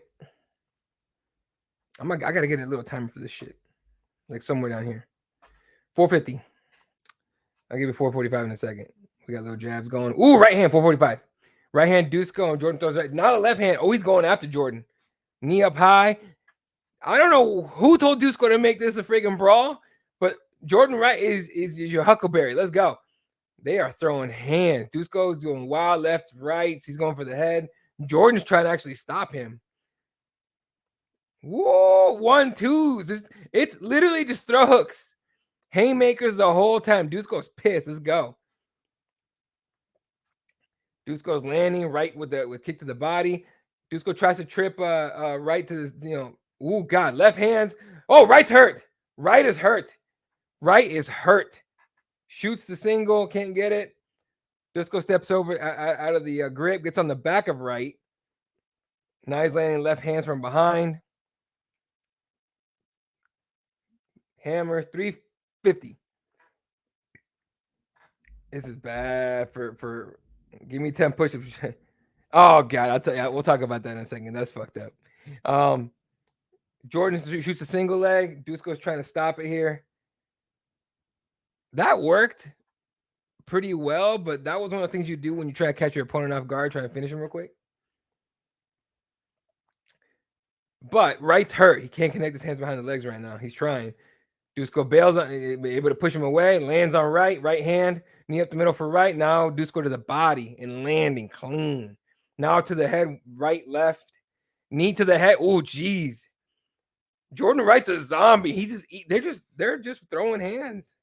This is nice. Knee up the middle for Dusko. Now shots to the body, shots to the head. Big right hand for Dusko. Tight clinch, knee up top, right hand clean. This is wild. This is a brawl. We're brawling now, except we're exhausted. Knee for Dusko again. He's framing, trying to put the head where he wants it for that knee. The problem with that is you're giving Jordan a clean highway or roadway, whatever you want to call it, pathway to a takedown attempt. And he's trying it, but Jordan's hurt, man. Jordan is not okay still. Dusko's not thinking about the guillotine, bro. Chill. He's trying to get right here. Takes right back down, ends up on top, and now he's just landing elbows. Full map for Dusko. Right hand's on the side. Oh, right is eating right hands clean, too. 2 minutes left. Dusko's got plenty of time to make it happen. He's going to finish this right here. If he finishes it, it's going to be right here. Jordan Wright is eating shots, elbows. The ref is looking at him. He's going to call it. That's it. That's it. Dusko. Dusko. Well done, Dusko. Told y'all, people were sleeping on this fight. This could have turned into this is the kind of fight with these two guys that could have turned into a brawl real quick, and then it did. Except Dusko brought the brawl, not Jordan. and Jordan got caught on a caught off guard. So really, really well done by Dusko. And gonna make my graphic here. Like I said, fourth wall shit. I'm gonna make my graphic for you guys real quick. Again, you can follow on Instagram at Cageside Press, on Twitter at Cageside Press. That's where I post all these graphics and results at CagesidePress.com and everything. So if you guys do me a huge favor, you'd be doing me a huge favor. You guys follow us on there. I really would appreciate that. Man, Dusko. At Rob at the Aldo Font card back in December, Dusko, he got him to show us the injury. He got hit by a car, and I think his foot or his knee, his foot or his knee, somewhere in his leg was wide open. And they showed us a picture, but they wouldn't let us like get a copy of it. Someone else did eventually, but it was a nasty gash. And he was telling us how he got hit by a car. I'm like, God damn, dude! Like, and I was like, and you were like, you weren't thinking about bailing on the fight. He goes, well, I thought about it, but he kind of just gave me that. I'm like, fair enough, dude. That's a great comeback.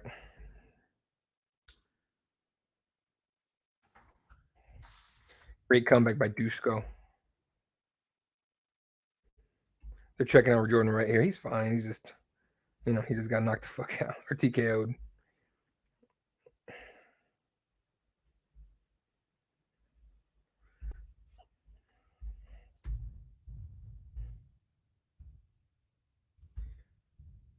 TKO. Well done. Are you fucking kidding me? These editing softwares, man. Like the based that was second round, right? Yeah, round 2 TKO. This code's hurting me. He's looking at Paul Feller like, bro, why are you asking me shit right now? I'm gassed. Anyway, but other wall fight for real. All right, just give me one more second, guys. I'm getting the like I said, it's gonna be fourth wall shit. I could pause the stream or whatever, but I don't want to. I'd rather you guys see me do fourth wall shit.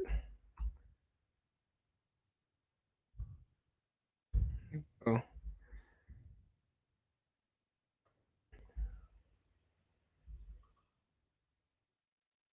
Oh, that's right. So here's a story on Dusko. Dusko has never had his head coach. Has never had his head coach in his corner in his UFC career until today. He's had the last time he had visa issues, couldn't get over, and so apparently that made a huge difference. He was talking about it in media days, talking about interviews and everything. He finally had his coach, and clearly it paid off, right? Like his coach said, "You know what, man? Fuck this. It's fucking brawl." All right. Oh man, this is good. That was a good fight. All right. And then there was 2. Co-main event is up next, folks. Plenty of finishes on this one. Honestly, honestly, even the decisions haven't been terrible. We got Cup sponsor Jonathan Martinez up next. Here is going to be a few minutes though, because finishes and stuff like that.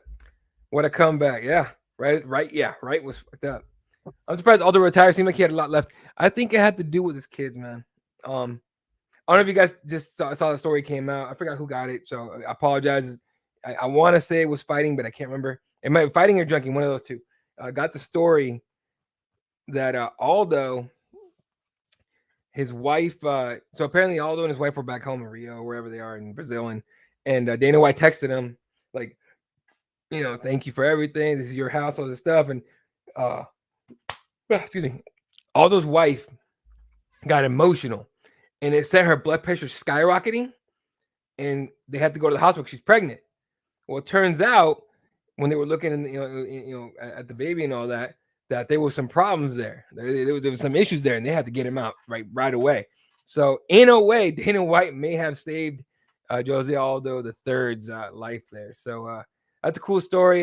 Just Google it out, you'll find it. Just put Jose Aldo, Dana White, Jose Aldo 3, and you'll find the story. It's honestly like Jesus. Like Dana White decided to text you, and that got your wife's blood pressure up, and wild stuff. I remember when Aldo almost finished Jan at the end of one of the rounds. I still think he won that fight. No, what was the other fight that I thought he won? There's another fight I thought he won. It might have been that one. I can't remember which one exactly. I know there was a fight that he lost that I thought he won. By the way, I don't, and I've met plenty of celebrities and football players, basketball players, all this kind of stuff. But UFC fight, everyone, MMA fighters, everybody. I've met a lot of people. However, I have never fanboyed like I did the 2 times that I covered Jose Aldo, and the last one was at 278. I got to talk to him, and I was like, "Hey, Jose over here." He looks at me, and I'm like, and I froze for a second. If you guys go back and watch that, I'm like, "Jose over here," and I asked him about, if he wins that fight. I forgot who he fought. He lost the fight, but if he wins that fight, is a title shot the only thing he's looking for? And he said, yeah, and everything, but I didn't hear shit he said. I know he's speaking Portuguese, but I didn't hear shit he said. I'm sitting there going, that's Jose Aldo. That's a bad month. Marab, thank you, Marab. And Aldo did get finished against Jan. You're right. Yeah. So no, the Marab fight. I thought he won the Marab fight. There you go. I thought he won. I had no. The one before the Jan fight, I thought God damn it, dude. I can't remember all this shit. There's so many Jose Aldo fights. I can't remember which one it is. I thought Aldo did more damage. I thought so too.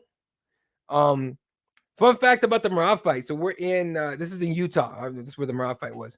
We're in Utah, and I'm sitting in the media room, and Marab comes in to talk to us, right? Before that, I forgot who John Kavanagh coached, and it's a female fighter, but no, Marab didn't come in. It was the Jose Aldo Marab fight started right when this young lady came in, and John Kavanagh was coaching her, and he comes in. He sat in the front because in media room, there's rows. Like, you guys don't see any of this shit.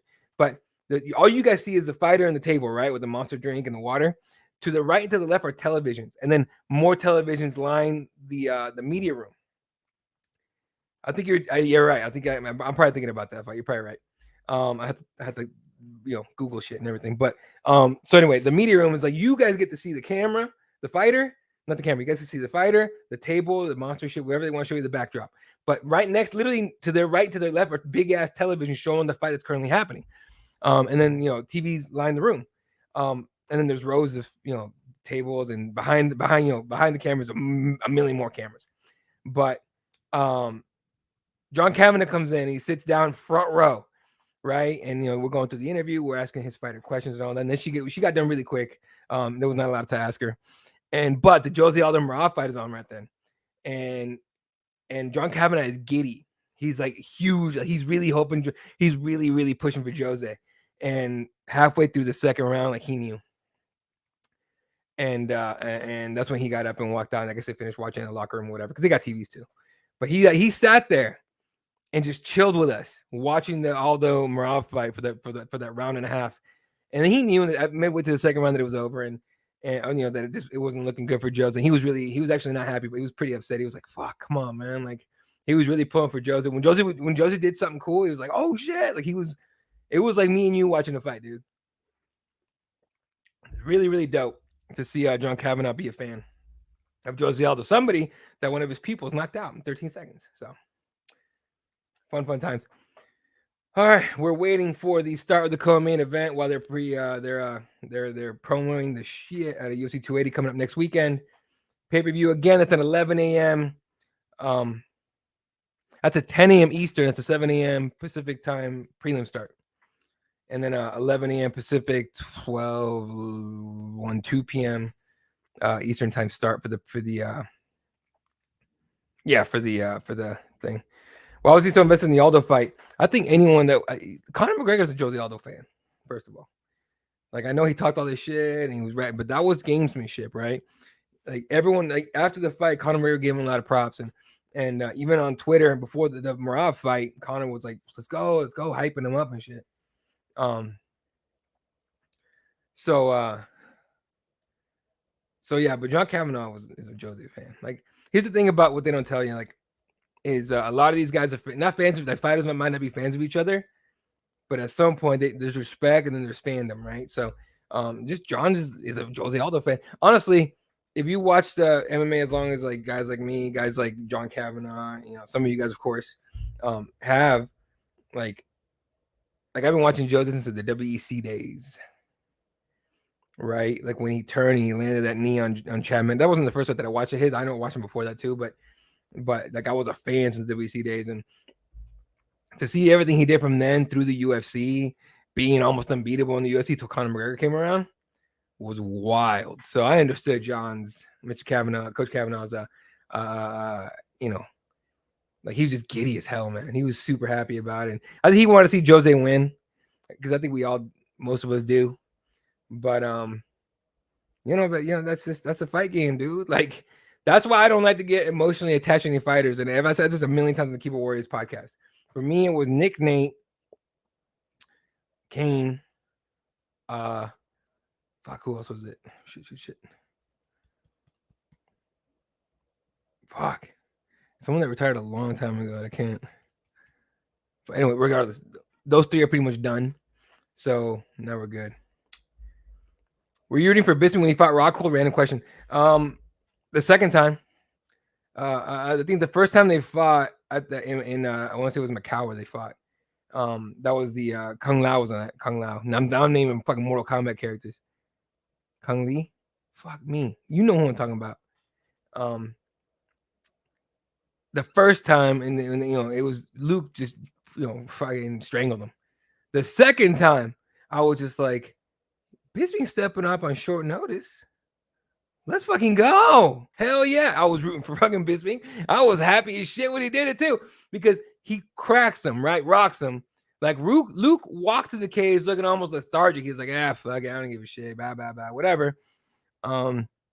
He almost looked annoyed that he had to fight. It was really odd. And so when I see that, I'm like, bitch, what? You're the champion. Like, this is not going to be easy, and it should never be easy, and you shouldn't take it as easy. He took it light. Like, if you remember that for as long as that fight lasted, this motherfucker sitting like this fucking chin right up against a striker, a good one on top of that. Like, he didn't try to strangle him again or nothing. And so when he cracks him with that right, I think was it right or the left? Remind me. But he drops on his ass, and then he comes in and just keeps cracking him. The second he hit him and Rocco dropped, I was like, oh shit! Like I was happy as shit for Michael Bisping. I was jumping up and down. Man. I was happy as fuck. I would never want a fighter to win so bad when they knocked out Luke. My dad ran downstairs and I thought I was having a heart attack when Michael won because I was screaming. Boy, that was me when Brandon Moreno won the belt the first time. That's when Ariel got kicked out of the arena when Bisping won. I thought Ariel got kicked out of the arena at UFC 200. Am I wrong on that? You might be right. Conceive, believe, achieve. This motherfucker. He did that. You know what's funny is I liked left hook. There you go. I liked Luke at this 278 card and before because he just let loose. And the way he was talking, that's how I thought this was gonna be it. I'm like, dude, win or lose, he's done. I think he knows he's done. I was talking to the other media members there. I was talking to someone that was local. This dude, and I was like, man, he sounds like he's done. Well, how do you know? Now, mind you, local guys for the most part don't cover the sport.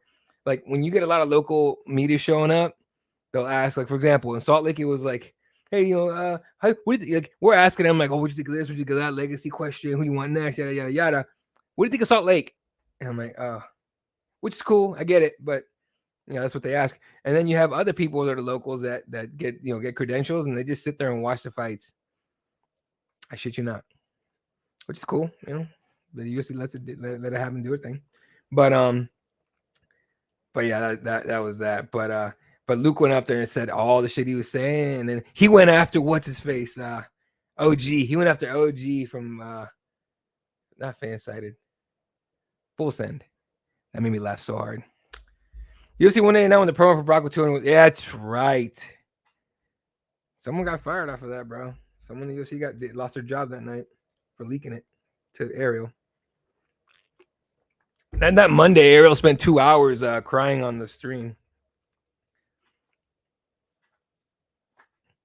I'll tell you. I'll give you guys a little bit of background on me. Actually, let me give you I'll give my video in a second, very very quick. I'll finish the story after. But I graduated from university with a degree in broadcast journalism, right? So right off the bat, I went to work at a newspaper, and I was there for a handful of years, and I covered hard news. Like I was investigative, so I was the guy you called to find shit out that people didn't want you to find out. So politicians, shit like that. And you know, I ended up, retiring from that journalism because one of my stories was, how do you put it? Dumb. They were trying to dumb it down. They were trying to make someone not look as bad as they were making themselves look with their actions. And so I quit and I retired. Um, and then I just went back to just regular jobs and shit. And then I started this back up. So I'm a journalist again, but now it's just sports.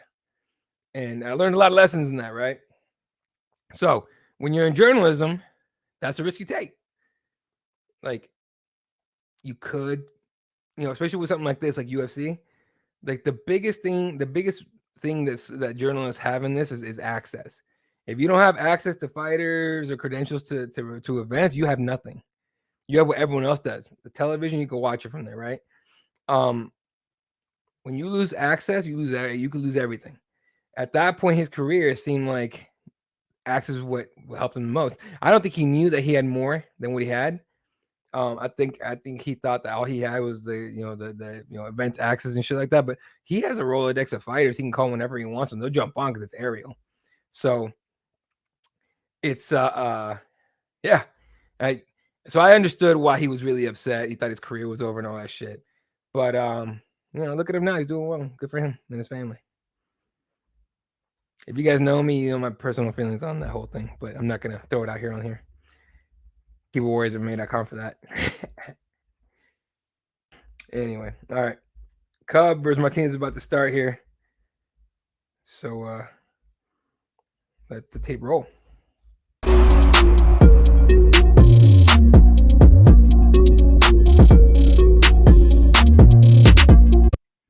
Cub Swanson makes his bantamweight debut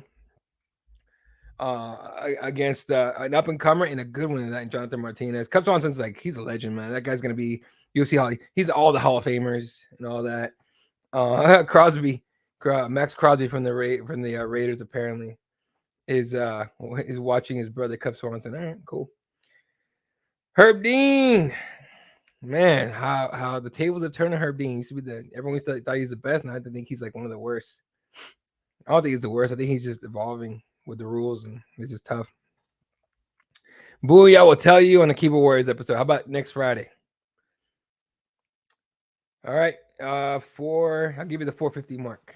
5, 4, 3, 2, 1, 50. Leg kick for Cub Swanson. He's just trying to feel him out. Martinez throws those front kicks that go up the middle, and he's good at it. But it's because he's setting something up. Cub knows it though. Cub's got so many hours in that cage. High kick for Martinez, but it hits his shoulder. Then he hits another one and gets dropped and drops. He slips. Shoots on Cub. Looking for the single. Cub's going to stuff it. There's a good chance he's going to stuff it here. Martinez looking for the turn. Basically, you change the angle, you change the balance, you move their weight around, and you can find a better way to take him down. But Cub's seen every takedown. So I'm wondering if he's going to be able to hold this off. By the way, 10 pounds extra to a cut is for real. That shit sucks. Cub with the heel strikes to the calf. That's creative. Side kick to then they break, and side kick right to the knee for Cub. Cub's hands are down. He's not worried about getting hit. Okay.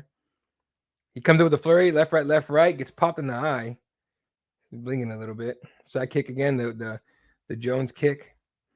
Martinez is like a speech tattoo or something tattooed on his leg. That's kind of cool. If he wins, I hope someone asks him about that because I've never seen it before. Martinez body kick, and Cub just ate it. Now he comes up with a kick of his own. Left hammer chop, like a chop for Martinez, and he goes body kicks. Here comes Cub with the shot, double leg, scored. Butterfly hooks for Jonathan Martinez on his back, Cub to his feet. He's going to try and pass here. Steps over, passes the side. Martinez staying very turtled on his back, so his knee is up with the knee shield to stop Cub from getting, to basically give himself some space. Martinez is turning with him. Now he's sweeping him, and he does. Sweeps Cub. Cub's on his back. Now Martinez on top, landing an elbow, landing another one. Cub goes to his knees. We got a headlock here. Now Cub's covering his head because his knee's coming. He's got a hand down, though. He's going to protect him a little bit. Martinez is going to turn to the side, change the angle, look for the knee to the body, but Cub's turning with him. There's like a little pause in the action right here. All right, Cub to his feet, breaks the grips, and now Martinez is clinching him on the fence. Well done by Cub. And he, they break. Martinez lands a right hand on the break. Body kick for Cub. Now we're back at it. Check. Oh, you checked that one, Martinez did. He leg kick.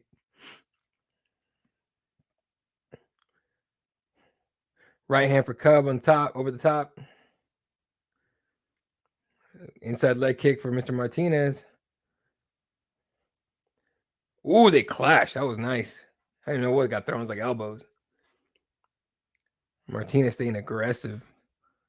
Not like overly aggressive, but aggressive enough. Cub waiting. I didn't think it was possible. I think Swanson got more ink. Nice right hand for both men, actually. Left hand, actually, for Martinez.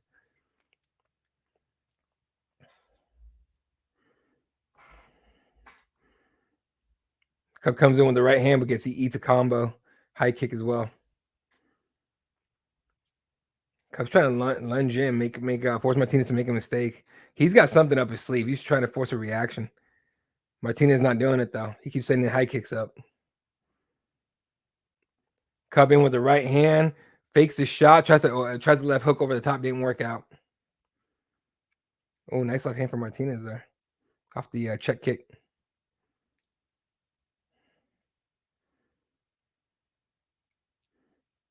And Martinez tried like a slap hook. That's kind of cool. Inside leg kick for Cub, but that gets checked as well. Right hand for Cub. Body kick for Martinez. On the left side, too.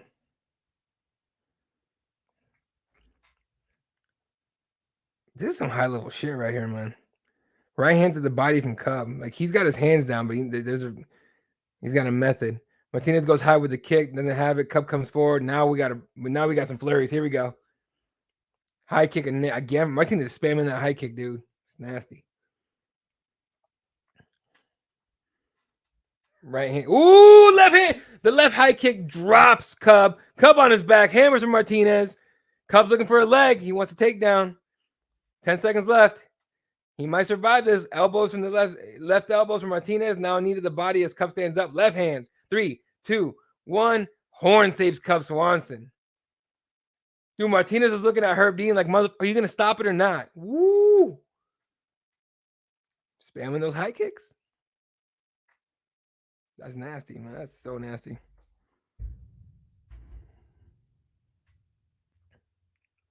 What we got here?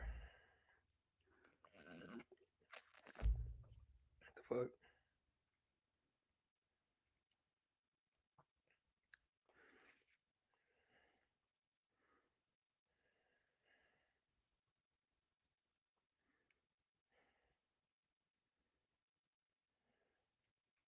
All right.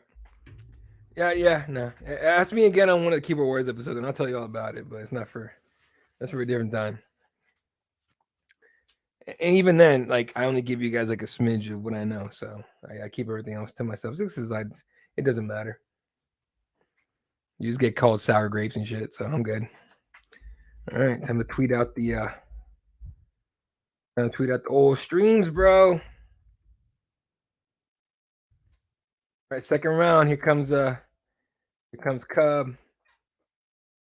Ooh, the knee to the head that dropped Cub. Beautifully set up too. All right, we're back at it.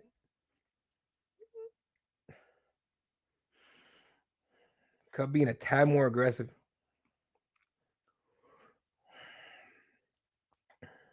He narrows his body like he's gonna throw spinning shit like he just did. Okay. When a fighter narrows their body, you can see basically the back of their ear, like on the side, like a good side of the ear. It's spinning shit's coming. Ooh, left hand there from Martinez. Now, Cub might be hurt again. Left elbows. Cub's covering up. Cub's down. Cub on the back on the fence. Cub goes belly down, covering up, just covering up. Martinez with the elbows. Hey, Martinez knows this fight might be over, but there's no angle to land clean. All right, so now we got Cub and Turtle. Martinez is like side, kind of on the side of the Turtle. Now he's got one hook in. He's gonna look for the other one. It's just hard to do when Cub's using the fence to protect his other side. Cub knows it's coming. He puts his back. Ooh, we're looking for darts. All right, he gets Cub flat on his back. Okay. Cub flat on his back. Cub's using the half guard here. He's going to try and keep Martinez from going full mount, because if he goes full mount, Cub's in deep shit. Martinez trying to pull his leg out. Cub smashed up on the fence here a little bit. Knocking nice a little off here. Martinez is on top, trying to shake that leg out again. What you do in this position, you use your free leg to put on the thigh of one of the side of the leg on the side that you're on here, and you peel out your other leg and you go mount. Obviously, Cub knows that, and he defends against it. But now we got Cub propping up. He's got a leg hooked. He's got the headlock. That's kind of wild. No, Martinez avoids it. Gets to mount-ish. But Cub's gonna use his overhook over the head to stand up. Martinez keeps him down. Okay. Martinez pops his head out. We're in full mount. Cub's in trouble. Cub needs to get some kind of guard back here. Get to his feet. Cub's getting to his feet. Gets to his feet. Martinez on to his side, landing in need of the body. Cub's just sitting there covering up, waiting for what's coming. He's going to force Martinez to make the move here. Maybe give an opening to get away. Cub wants to put his back on this fence here. He wants to. Martinez doesn't want to let him. And Cub does it. There it is. And then break away. All right. Back to the feet. A lot of those oblique kicks from Cub in this one. Right hand. Oh, now Cub's mad. He's coming forward. I think Cubs is like, fuck it. Right hand for Cub. Martinez thinking a high kick again. He's going to spam that thing again. If they clinch again, that knee's coming up the middle. High kick for Cub. Cub avoids the left hand. Tries to land one of his own. I don't know if it landed clean, though. It definitely didn't land clean, but I don't know if it landed.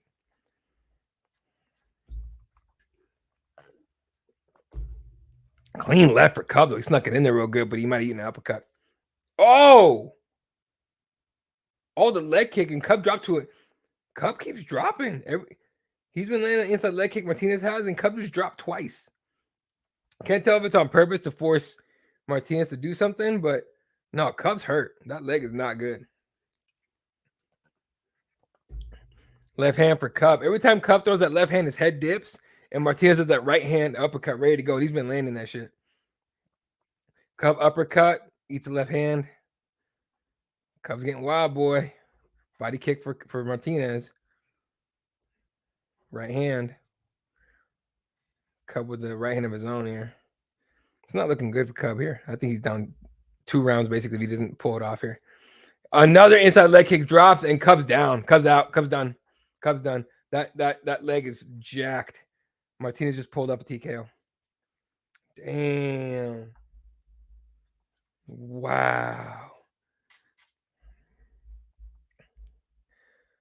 That's crazy. That's some damn, that's nasty. That's some Barbosa, Jose Aldo shit right there.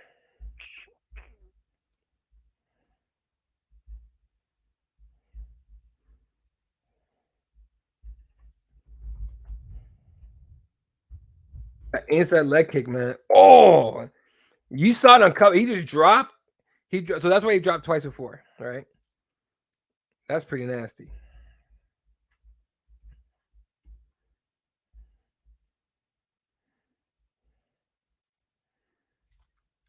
Jesus.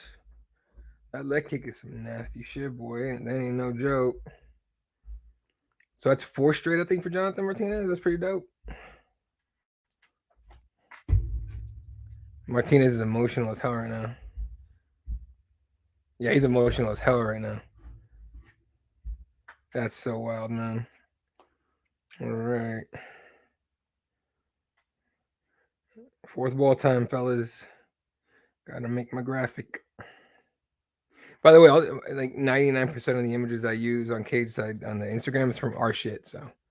So yeah. Someone got mad at me a long time ago. I thought I used their shit, and I was like, bro, that's our stuff.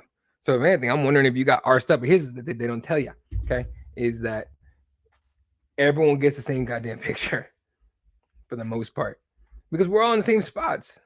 So yeah, a lot of the time you're gonna get the same damn angle and the same damn picture. So some of these motherfuckers need to calm down.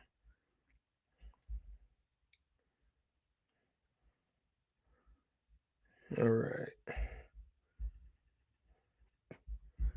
All right, pizza guys. Actually, if you're still here, especially, but also Bowie, Detroit style. What do you go Pizza Hut? Is that bullshit?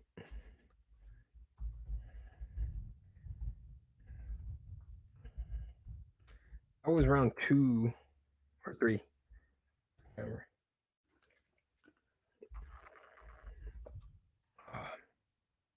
Has to be right. Has to be. I don't think he comes back. I mean, I thought everyone thought he was done before. He thought he was done before. Here we go.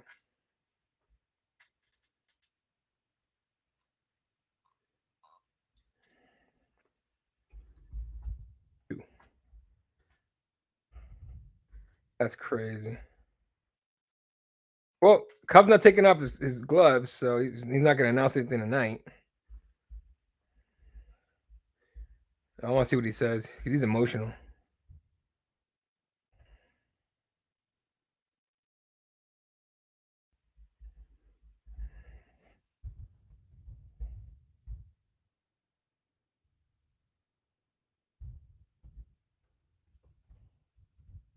Oh, this guy's in shock. That's pretty cool.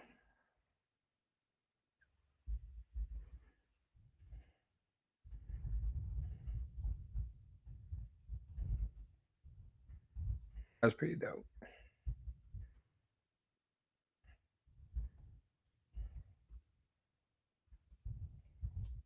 These leg kicks are nasty that he landed on Cub, and he finishes him with him. That doesn't happen very often anymore. Guys don't want to throw leg kicks. He's not saying something. He's emotional for a reason. It's not because of this. Something's up because his coach is right behind him, supporting him. He doesn't need a translator. His coach is right behind him, like, hey, I'm showing support. Something's up. Not like his fight career. Maybe something personal happened.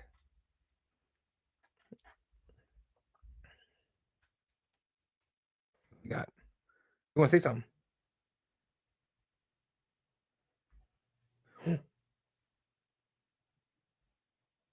Jonathan Martinez is called out Dominic Cruz very respectfully, but he wants Dominic Cruz.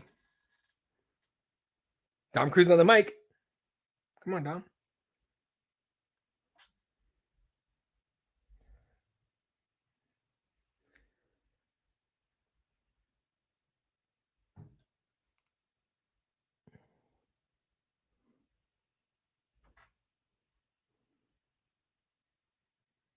Jonathan Martinez, right?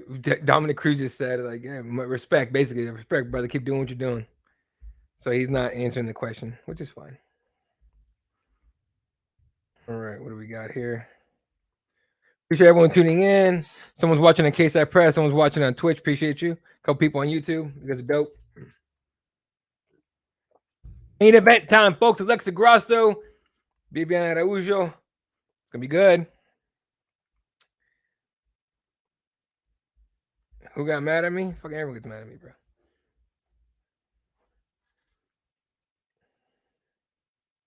Viviane Araujo. She looks calm as shit right now. She's like, just chilling. She's got mad power, man. We'll talk about that. Who got mad at me later? I like pizza, but I like Pizza Hut, but they closed a bunch of. Oh, fair enough. Domino's took over the Pizza Huts around you. You know, when I was younger, I didn't mind Domino's. I had it maybe like 2 years ago, and I was like, I don't know what I was thinking when I was younger. All right.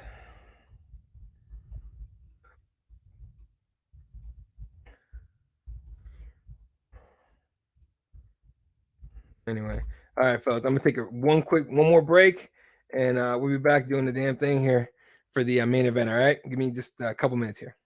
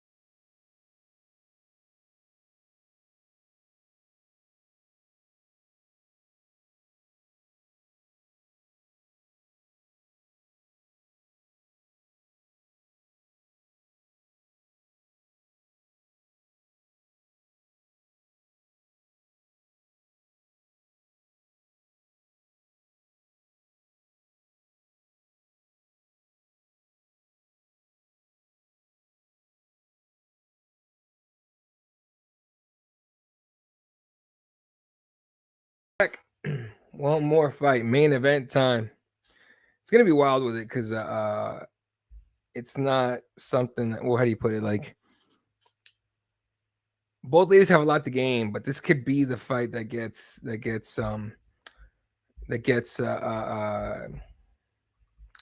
Alexa fucking title fight.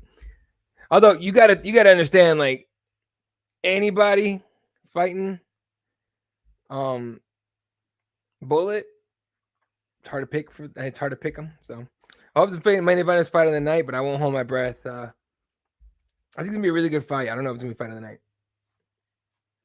I really don't. I really don't know. So we'll see, man. One of my friends is a huge Araujo fan, like huge. So I know he's watching this year right now, ready to go. All right. By the way, I don't know if you guys saw that. Ilia Topuria has new fight news coming. Says because he tweeted out, finally, see you November 5th. I think they're hoping for Bryce Mitchell here. If you guys don't know, Movsar Evloev dropped out of the fight. And so Topuria was like asking for the fight, asking for it. So it's possible. But they're looking at, I think, Bryce Mitchell, maybe Edson Barbosa, maybe. Yeah, so we'll see. You think Grasso gets a finish? I think it's going to be really hard to get the finish. I don't think it's going to go finish either way. But I think it's going to be really hard to get the finish. I don't think we're going to go decision on this one. But I do think Grasso pulls it off. We'll see. I think it's going to be high activity. Because, I mean, Viviani throws everything with a lot of power. Grasso throws power, but not that damn much power. Like, she's definitely going to try and pepper you a little bit, land on you, score on you. And if she finds a finish, you're cool. But, I just don't see it. Here comes Viviani.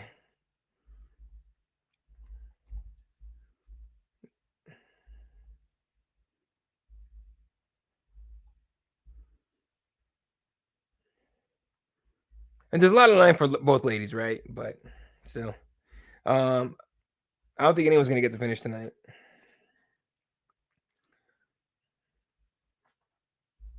But we'll see, man. Shit, it's gonna be. I think it'll be a good fight, but I don't think we'll get a finish here. We'll find out soon. Might as well work on getting my graphics ready already. Shit.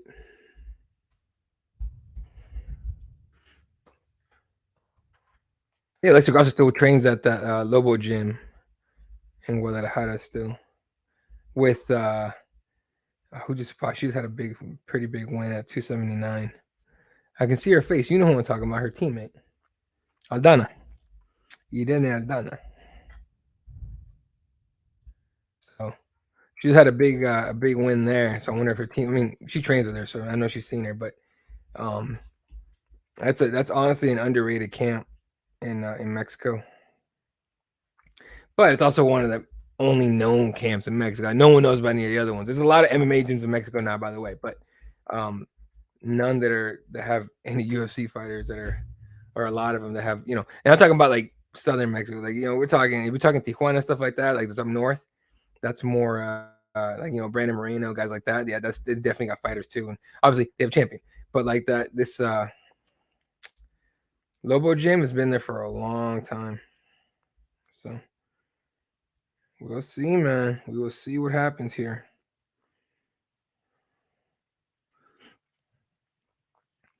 Ref is checking her out. I would think it's funny that I mean I'm not like one of those people that's like go cancel everybody now. But I always think it's funny that they have like the male refs pat down the female fighters. Cause I'm just like I'm a little surprised it still happens, not because, like I said, not because I think there needs to be a change or anything. I don't, but the way like the climate is in the world, you would think that someone would have like got really upset about that. I think you could request it too, probably. It's not a big deal. You're fighting. You're not playing fucking basketball. Okay. Oh, she's walking out the MIA. Alexa, she's not walking out. She's walking out MIA. That's pretty dope. Yeah, she walks out too. I never pay attention, honestly. I usually watch fights because I'm live tweeting. I watch it on mute, so I usually don't hear any of this stuff. But right now I have the feed going in my ear a little bit, just for details and stuff like that.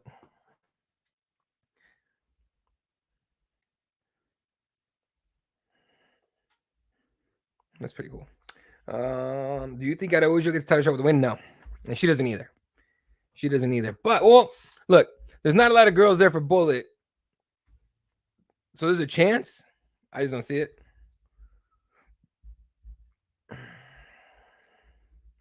I've been on for 2 hours, man.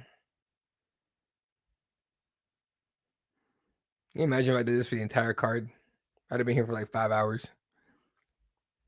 I don't even know when we turn into a pumpkin. I know there's a limit for so many hours on YouTube, and at some point just cut you off.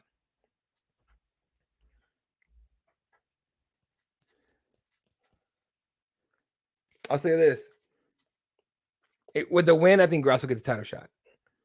Whether or not she has a chance against Bullet, we can talk about that after this if she wins. But I think there's a good chance that she doesn't, or that she gets a title shot with the win. Araujo, I think she'll need one more win. I mean, you got Marina Rodriguez, who won 15 in my bad. But let me make sure here.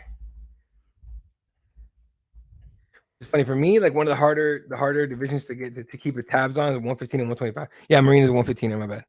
But who, by the way, she should be getting a fucking title shot sometime soon. Come on now. Like Marina beat Hebus, Michelle Watterson, Dern. She just beat Yan Jonan like March, May, around that time. She's got wins over Tisha Torres, Jessica Aguilar, who, by the way, people still shit on. And she's good. She was good. She's ran some shit. She's got wins against a lot of like really high level girls. So Marina should have gotten a title shot by now. But who else at 125 that Bullet hasn't fought already? So with the win, Grasso gets it. With the win, Araujo will be on the list to like, I'll just throw her in there. But we'll see.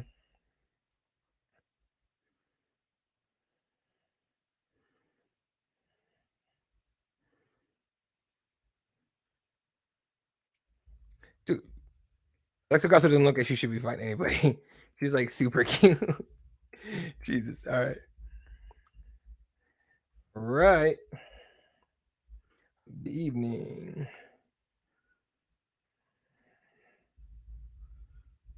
Right.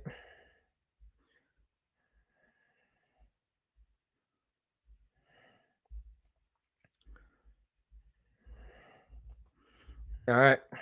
That's Friday night, folks. Let's make it a good one. Shoot the shit. Appreciate everyone that's hung out the entire time. It's been a long ass time. We've had up to like 15 people here at once, and now we have between 3 and 4. I don't mind. Whoever shows up, I will shoot the shit with you. If it was only one of you guys on here, I didn't give a fuck. I'd stay on. I'm not gonna bail. So appreciate everyone that hung out. I know with these like fight night cards, it's hard to like sit on one of these because you're watching it, right? So it's easier on pay-per-views if you don't feel like paying for it and you don't want to find this, an alleged stream. What's in her ears? Oh, her ears are okay because she has tape on her ears for her. I'm assuming gauges or something, or she took things out. I don't know. Here we go. Ooh,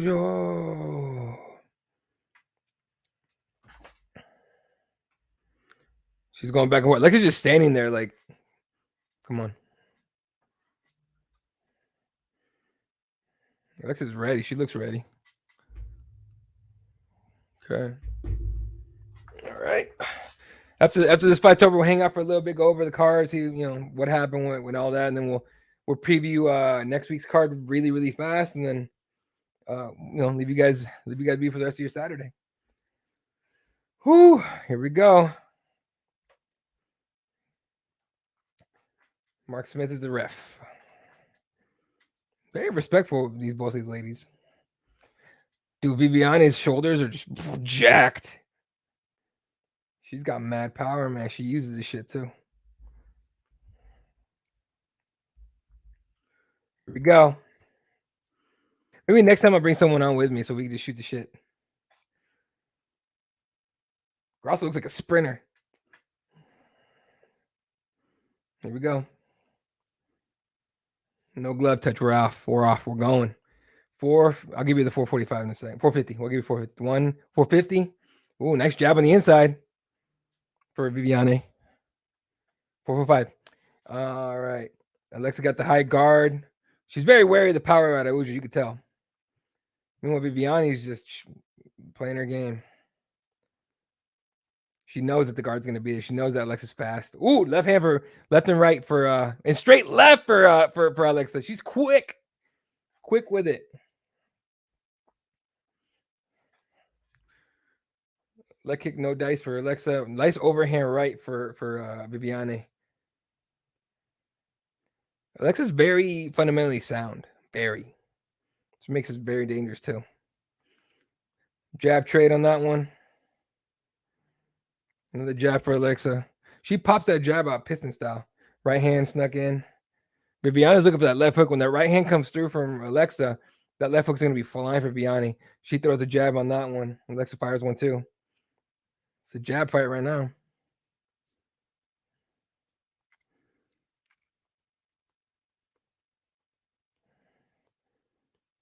Come on now. Ooh, Alexa tries a high kick. No dice. Leg kick for Viviane. Heavy, and then a heavy left hand. Nicely done.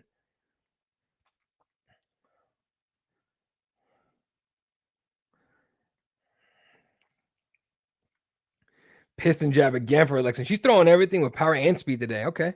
The game plan might be a little different. When she lands, she hits, but it's never this hard. Oh, flurry. Alexa avoided the right hand, moved her head out of the way, and landed a right of her own. Very nicely done. Alexa was talking before this fight about how they're very similar style-wise. It's 100% on point. Ooh, left hand Alexa. You almost wish these two trained together. Could be nasty. There's somebody up high or down at feather or up at strawweight, and the other one at flyweight. Alexa wants to use that left hand as a jab and a hook, and she's throwing it as such. The left is straight for Alexa. 1-2 Viviane.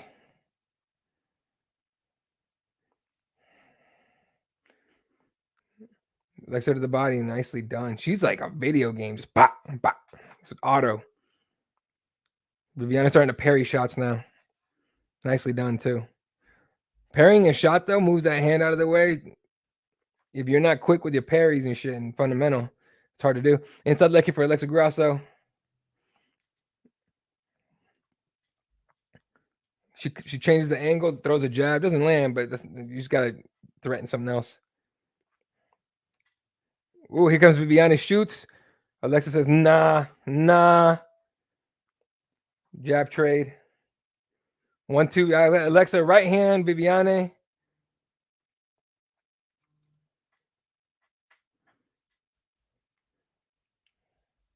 Jab trade. Alexa felt that one. She felt that one.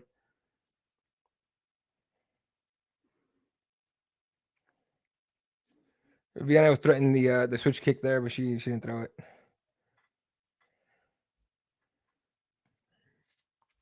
Oh, nasty jab from Araujo. Popped her head back and shit. Nice leg kick for Alexa. Right hand, left hand, gets out of the way to the right. Woo! She's quick with it. She landed that right and backed up knowing that counter was coming. Leg kick Viviane. Right hand or Alexa. The quickness of these girls is insane. For real. Ooh. Come on now. They're so wound up. So tightly wound up. They're just wary of each other. It's kind of nasty. 61 shots thrown for Grasso, 23 landed. I think 50 thrown for Viviane, 22 landed. So close fight. Araujo shoots, scores a takedown. Alexa sweeps. Gets right back up. We're clinching on the fence. I don't know if that count. I don't know if you counted that takedown. I don't know how her butt touched or not. 15 seconds. Alexa looking to frame her to the right to land that knee. She's trying really hard to do it. Viviane's like, no. Round over. That was nicely done. The quickness on both girls is pretty nasty, right? So when you look at the way that the attacks are going, like it looks like Alexa's more like she might have watched more tape because she throws and immediately gets out of the way for the counter she knows is coming.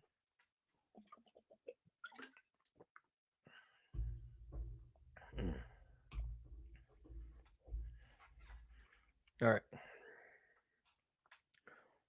You guys have Sonic in Michigan there, Bowie?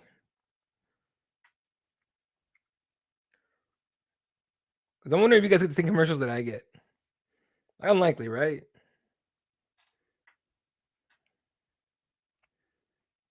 By the way, I'm not a fan of Sonic.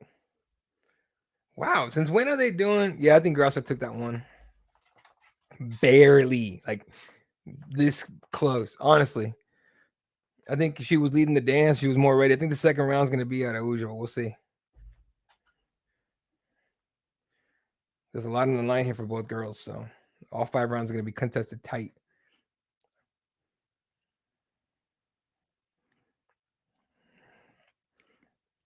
Here we go. Round 2. 450 on my mark. 450 on my mark. 1 mark. All right.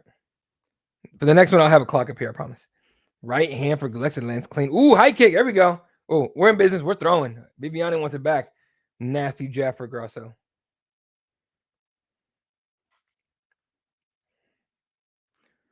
Araujo was trying a high kick, but it went mid. Alexa's going head, body. Nice left hand for Alexa on the lean back. Another left hand. She's throwing. We're going.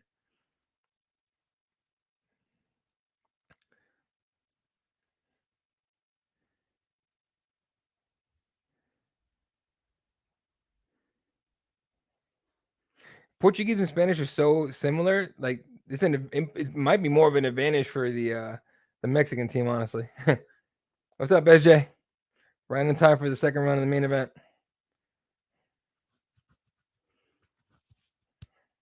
Ooh, 1-2 for Alexa clean. Yeah, boys, I think it's gonna be super close. You're right. Left hand out of Ujo.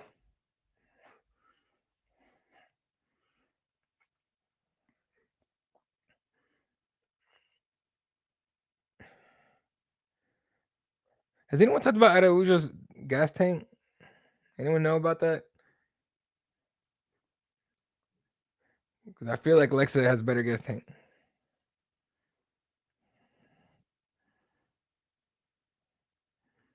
She's sitting on her punches, Alexa is. So, ooh, right hand clean right through overhand. Araujo's mouth is open. If Ro goes on here, he's like, her mouth open, she's gassing out. Alexa's so quick. Ooh, beautiful. Araujo went to the body now. Attack the tank. She shoots. Dumps her on her back. Passes to, she's trying to pass the side control. Does it. Ooh, Araujo in side control. If you guys see that right knee of Alexa's up, that's the block from the mount. You can still get there. It's just a lot harder. You have to go with knee slice, not just step over. Knee slice, literally what it sounds like. Right across the belly. Grosso went belly, went back to her back. I want to see Alexa test her jiu-jitsu against Araujo. It's gonna be good. Side control. Araujo could get a. She could be looking for a crucifixes, which is why Alexa got her hands like this. Alexa staying busy on her back, landing to the body with the knee. Araujo gives it back to her though. Short little shots inside. Alexa Bridges trying to get out. Can't. She almost went belly down. She don't want to give her back that Araujo. You do not want to give her back. You do not want to give your back up to this girl. Alexa using the lockdown on the other on that leg. Hire me, UFC. I'm saying all this shit before these guys. I'm kidding. These guys are way smarter than I am at everything, fight wise. There she passes back to second. No, we got looking at a scarful. Nope, can't get it. Here comes a crucifix. Can't get it. Alexa explodes to her feet. Beautifully done. We're back to hands, and now Alexa's got to get it back. 1 minute 13. 110, and she's throwing. One up high body. She goes high again with the jab. Alexa wants it back. She wants to get this round back. Another one.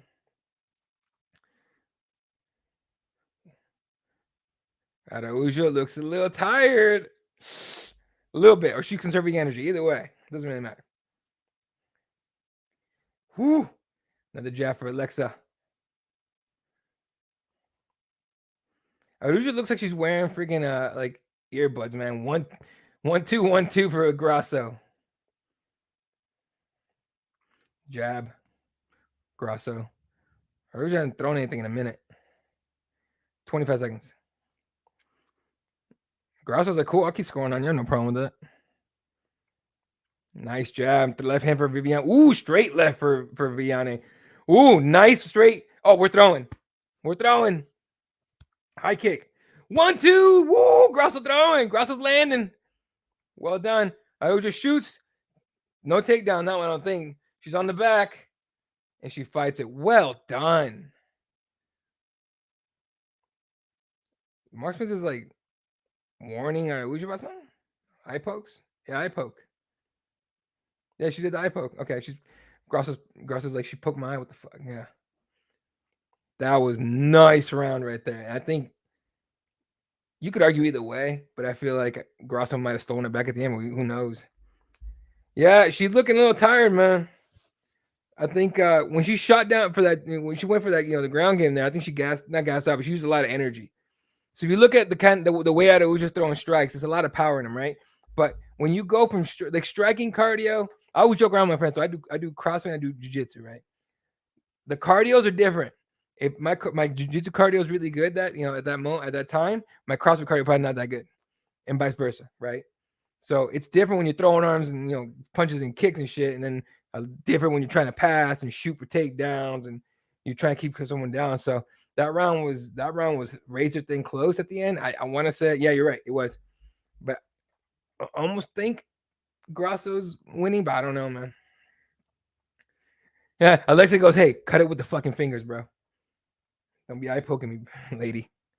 All right, back to it.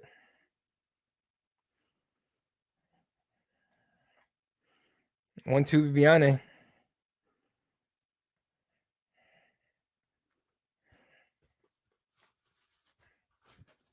This is crazy.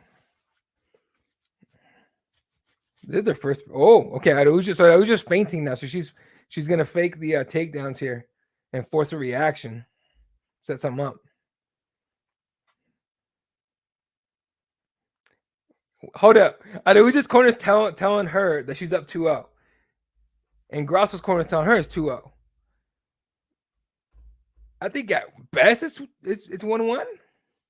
Or at worst it's 1-1. But I think it's 2-0 Grasso. Barely. The second round, barely. First round for sure. But ooh, that was nice. Araujo came out with a hammer and switched it to a hook last second. Nice little pop there. Little check. Grasso's she's still attacking to the body. She's jabbing away. But now Araujo's staying out of range a little bit. She's not trying to get pointed out. That was nice. Alexa threw a left hand and turned into a hammer backwards. Pretty nice. Little flurry there from both. This is woo. Another jab. So she goes jab, hook, jab, hook, jab, hook. Alexa does. But she's got so many combos and attacks that she doesn't, like, you really don't know what's coming. Nice right hand there for Viviane. Left hand Grasso, but she gets countered. No one's throwing leg kicks. Grasso right hand. Viviane left hand. Nice little jab for Grasso. Viviane's like, yeah, let's go. Let's fucking go. This is nasty. Like nasty, like in a fun way, like technical way. Like this is a chess match we're watching right now. We don't get a lot of these kind of fights. That's why I was saying there's not gonna be a finish because no one's trying to, no one's like, this isn't like, ooh, right hand clean. Grasso. Grasso's left jab, we'll keep going on that point in a second. The Grasso's left jab, it's like a sword. Like she sticks as far as she can. 1-2 again. Grasso high kick now.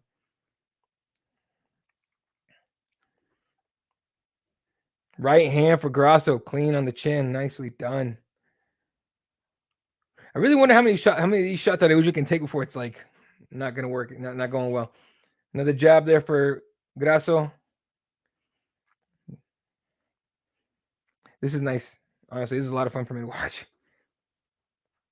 Circling around for Grasso. She's trying to find a different angle to come up with the attacks for sure.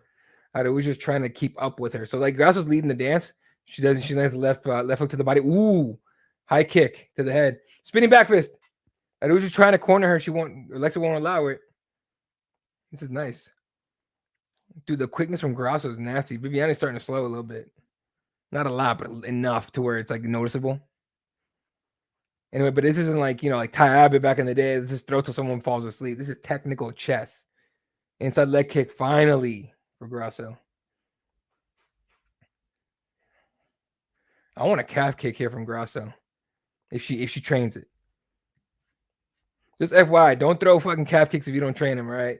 I've seen people break their own leg throwing calf kicks. Or, shins. Grasso's sitting on her punches. There's a lot of power that comes out of that. Nice right hand. Grasso's returning fire, though.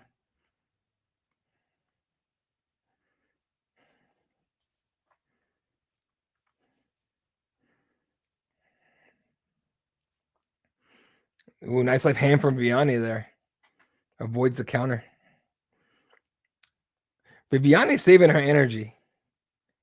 I won't say that she's not tired, but she's saving her energy because right there she went. Now she's coming and she's talking shit. Maybe not to Grasso, but she's talking to somebody.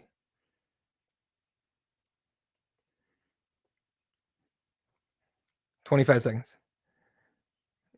Grasso's starting to fade a little bit. She 1-2 to the chest, though. It's not bad. 1-2 now to the head. Here we go, Grasso. Nice jab to the face. 10 seconds. Araujo jab. Right hand. She's going to shoot at some point. Well, maybe. She's been doing it the whole fight. Nice overhand right for Araujo there. Round over.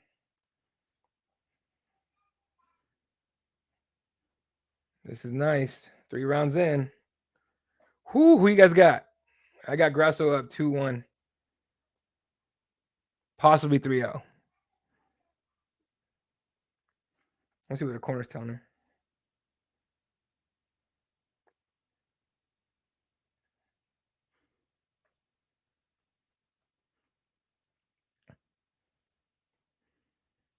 They're telling her she's doing perfect.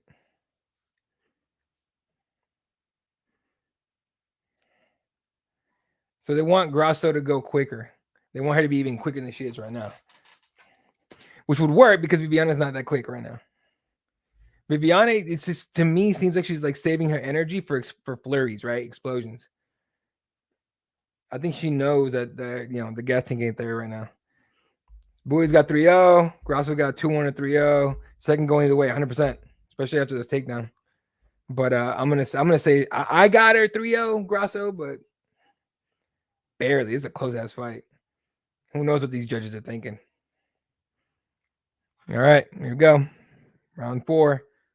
First time for both ladies. Ooh, Alexa high kick is blocked, but Araujo fires back a flurry. Nice leg kick there.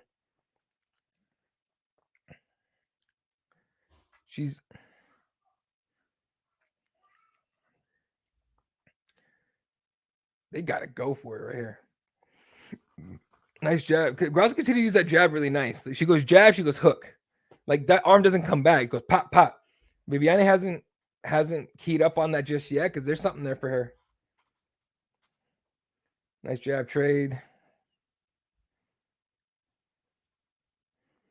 Viviane is putting the pressure on though, so that counts for something. Inside leg kick for her. Left hand hook for Grasso.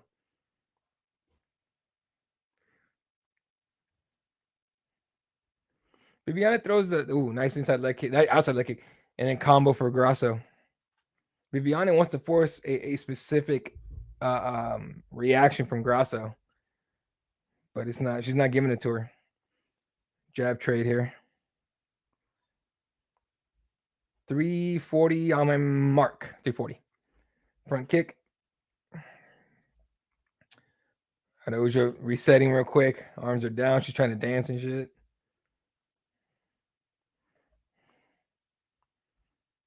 Okay. Ooh, right hand from Adoja got in there nasty. I mean, Grouse countered, but that right hand was clean right there. It was nice.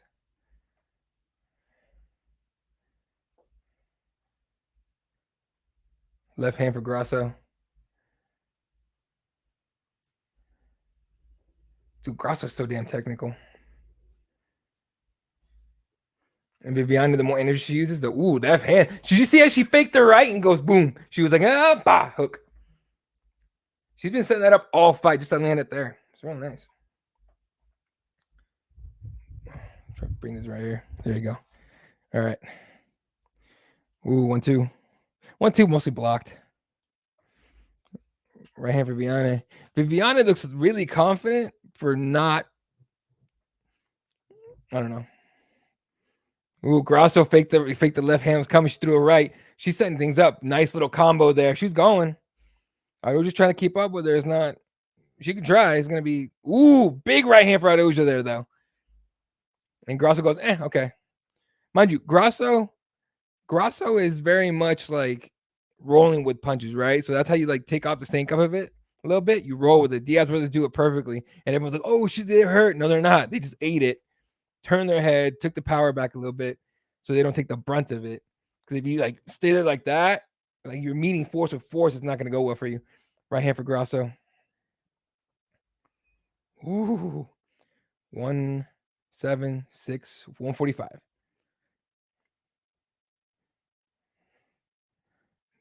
They want Viviana to jab on that. That's kind of big right hand. Grasso's throwing heat. She throws these like stiff jabs and right hands. Grasso is like dead face. She's like, I don't give a fuck. Let's go.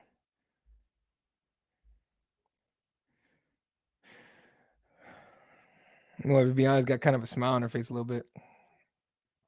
Nice right hand for Grasso. I think Viviana. Nice jab for Viviana there. Inside leg kick for Grasso. Would love her to do that. Have done that a lot more throughout the fight. Nice overhand right for Grasso. And here comes Adoja with a shot. She's got her hands together on the single leg. She's gonna try and high crotch this maybe or drag her. See, so you drag them, you get the balance out, the weight moves. You can find a better way to do to get the takedown.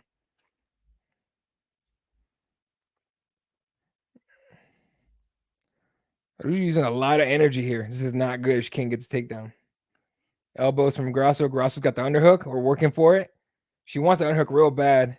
They're pummeling, trying to get it. You get the underhook and get out of there. If you see her on the right, Grasso's right arm, she's really fighting for the underhook. Because that's how you stop this. Now, foot stomps from Raduj is not going to do much, but it's annoying. So Alexa switched over. She got the overhook on the right, underhook on the left. You spin out, you get away. So Adoja didn't get the takedown. She used a lot of energy there. A lot. Round over. Adoja fucked up right there. I think Adoja messed up going for that take, like using so much damn energy on that. Look at her. She's tired. She'll get a minute to recover. She'll look fine, but still. All right. We've been able to get tired if she goes harder. There you go. What a chess match for not doing a lot of damage. Right. This is a point fight. Like I think everyone, for the most part, we all knew it was gonna be much of a finish here. It looks like Adoja got a second win. She was saving it. Adoja acting like she's dominating with that smile. She that's kind of how she fights anyway. But she's screwed. What is her corner telling her? Whenever she thinks she's gonna strike, you want to ask her? How about this, bro? Tell Adoja to ask Grasso, are you gonna strike? Because I'm gonna shoot on you. She's confident because they keep telling her she's winning. She knew that she would have guessed if she kept fighting for takedowns. Right. But her corner, I think, is telling her she's doing great. And I don't know, man.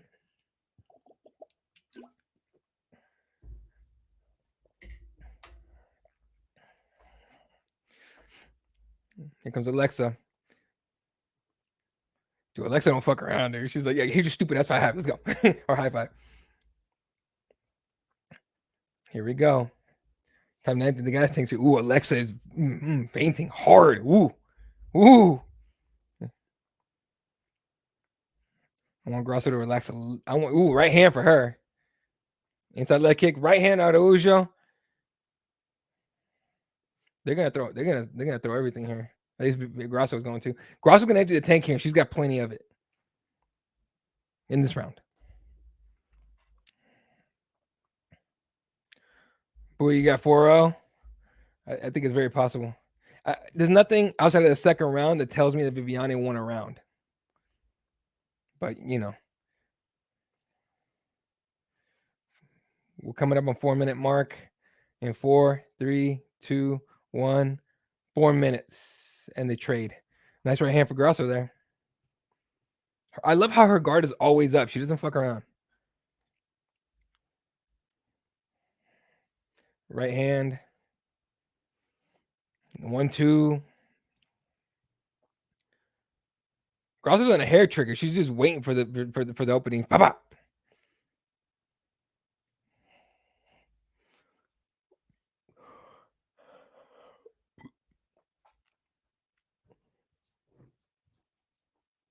Oh, here we go. Oh, yeah. The judges, they're not gonna see. Now, who knows? They'll see their way. Here comes that Ojo. Here comes. At the 3:15 mark, she shoots. Doesn't work.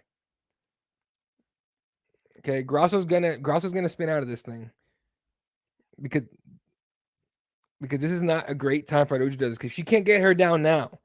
Look at all the energy she's using for this, right? And Grasso's firing back on her knee. She's got the underhook. I think she's trying to get the underhook on one side. She goes tie and Araujo bails. Not good. That is not good. 242. Nice job for Alexa. Alexa's like, you're not gonna take me down, dude. 1-2 for her.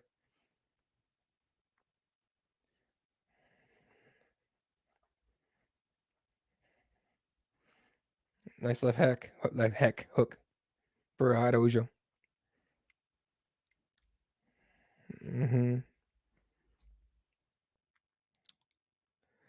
Araujo really is fainting like she's gonna shoot. I think Grasso knows it.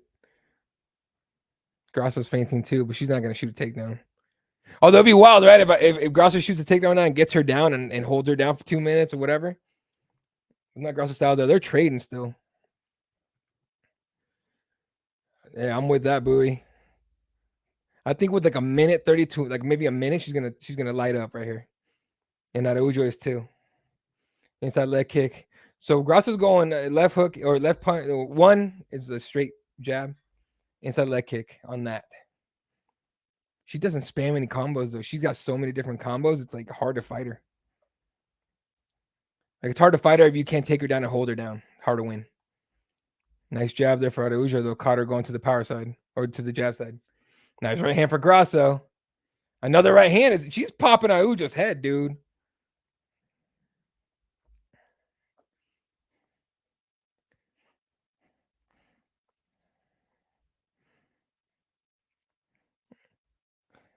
Nice double jab there. Araujo's chasing like she thinks she's winning, but this is not. Oh, here she comes. Shoots. Nope. 1 minute left. 1 minute. Time to empty it out. What we got? What do we got? Get your hands up. There you go. Inside leg kick for Araujo. Should have been doing that the whole fight. Ooh, nice high kick. So right there, Araujo threw the high kick and it grazed, right? But that's been there the whole fight. She just hasn't thrown it. Here comes Araujo again. Can't get another takedown. Remember what Araujo's freaking corner says? Like when she thinks she's gonna strike, shoot.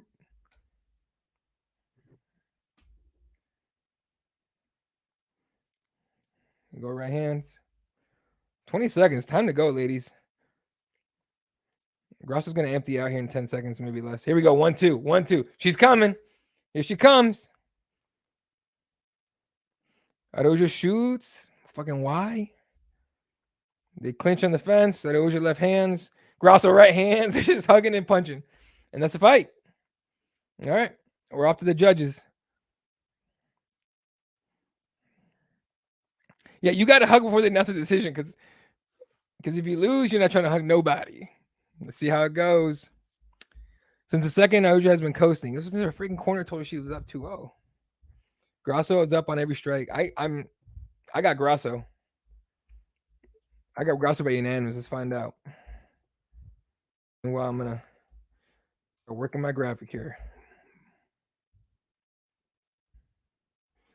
I got Grasso there by unanimous. So we'll find out though. Sometimes the judges don't watch the same fight we do.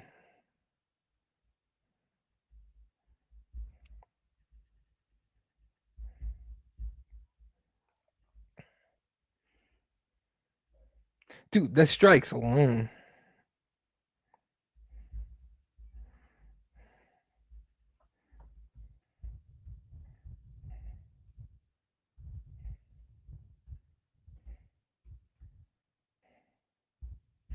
All right, let's see what the judges saw. They're taking too long, dog. Oh yeah, okay, never mind. Jonathan's got it. Here we go. Let's see what's up.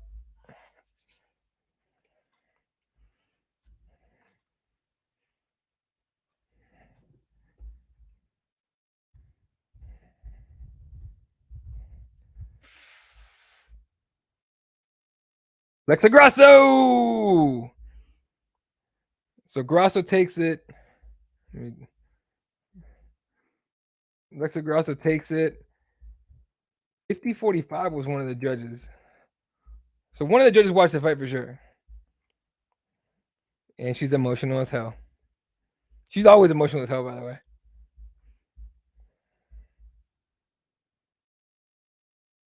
Yeah, of course I did enough to win this night. I love that.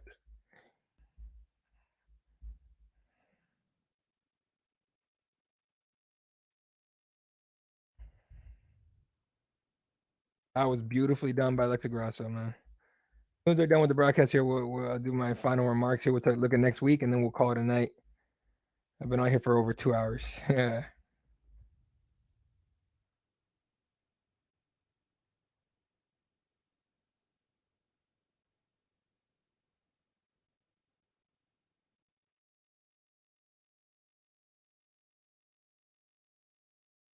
That was beautifully done, honestly. I just want to see if she's going to call somebody out or she's going to call for a title shot or something.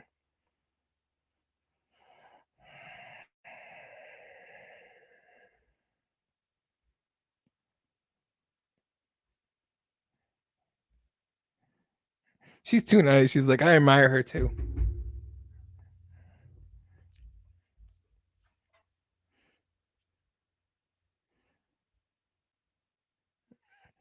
Ooh.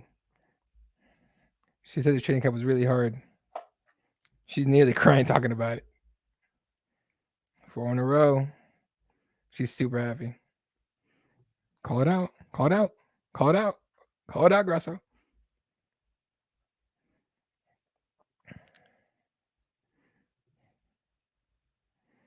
Maynard. She's talking to Maynard. She's talking about Maynard. She's like, she didn't call anybody out or title shot, but that was cool. Lexa Grasso pulls it off. Main event winner, folks. All right. She's thanking the Brazilian crowd to the camera. That was cool.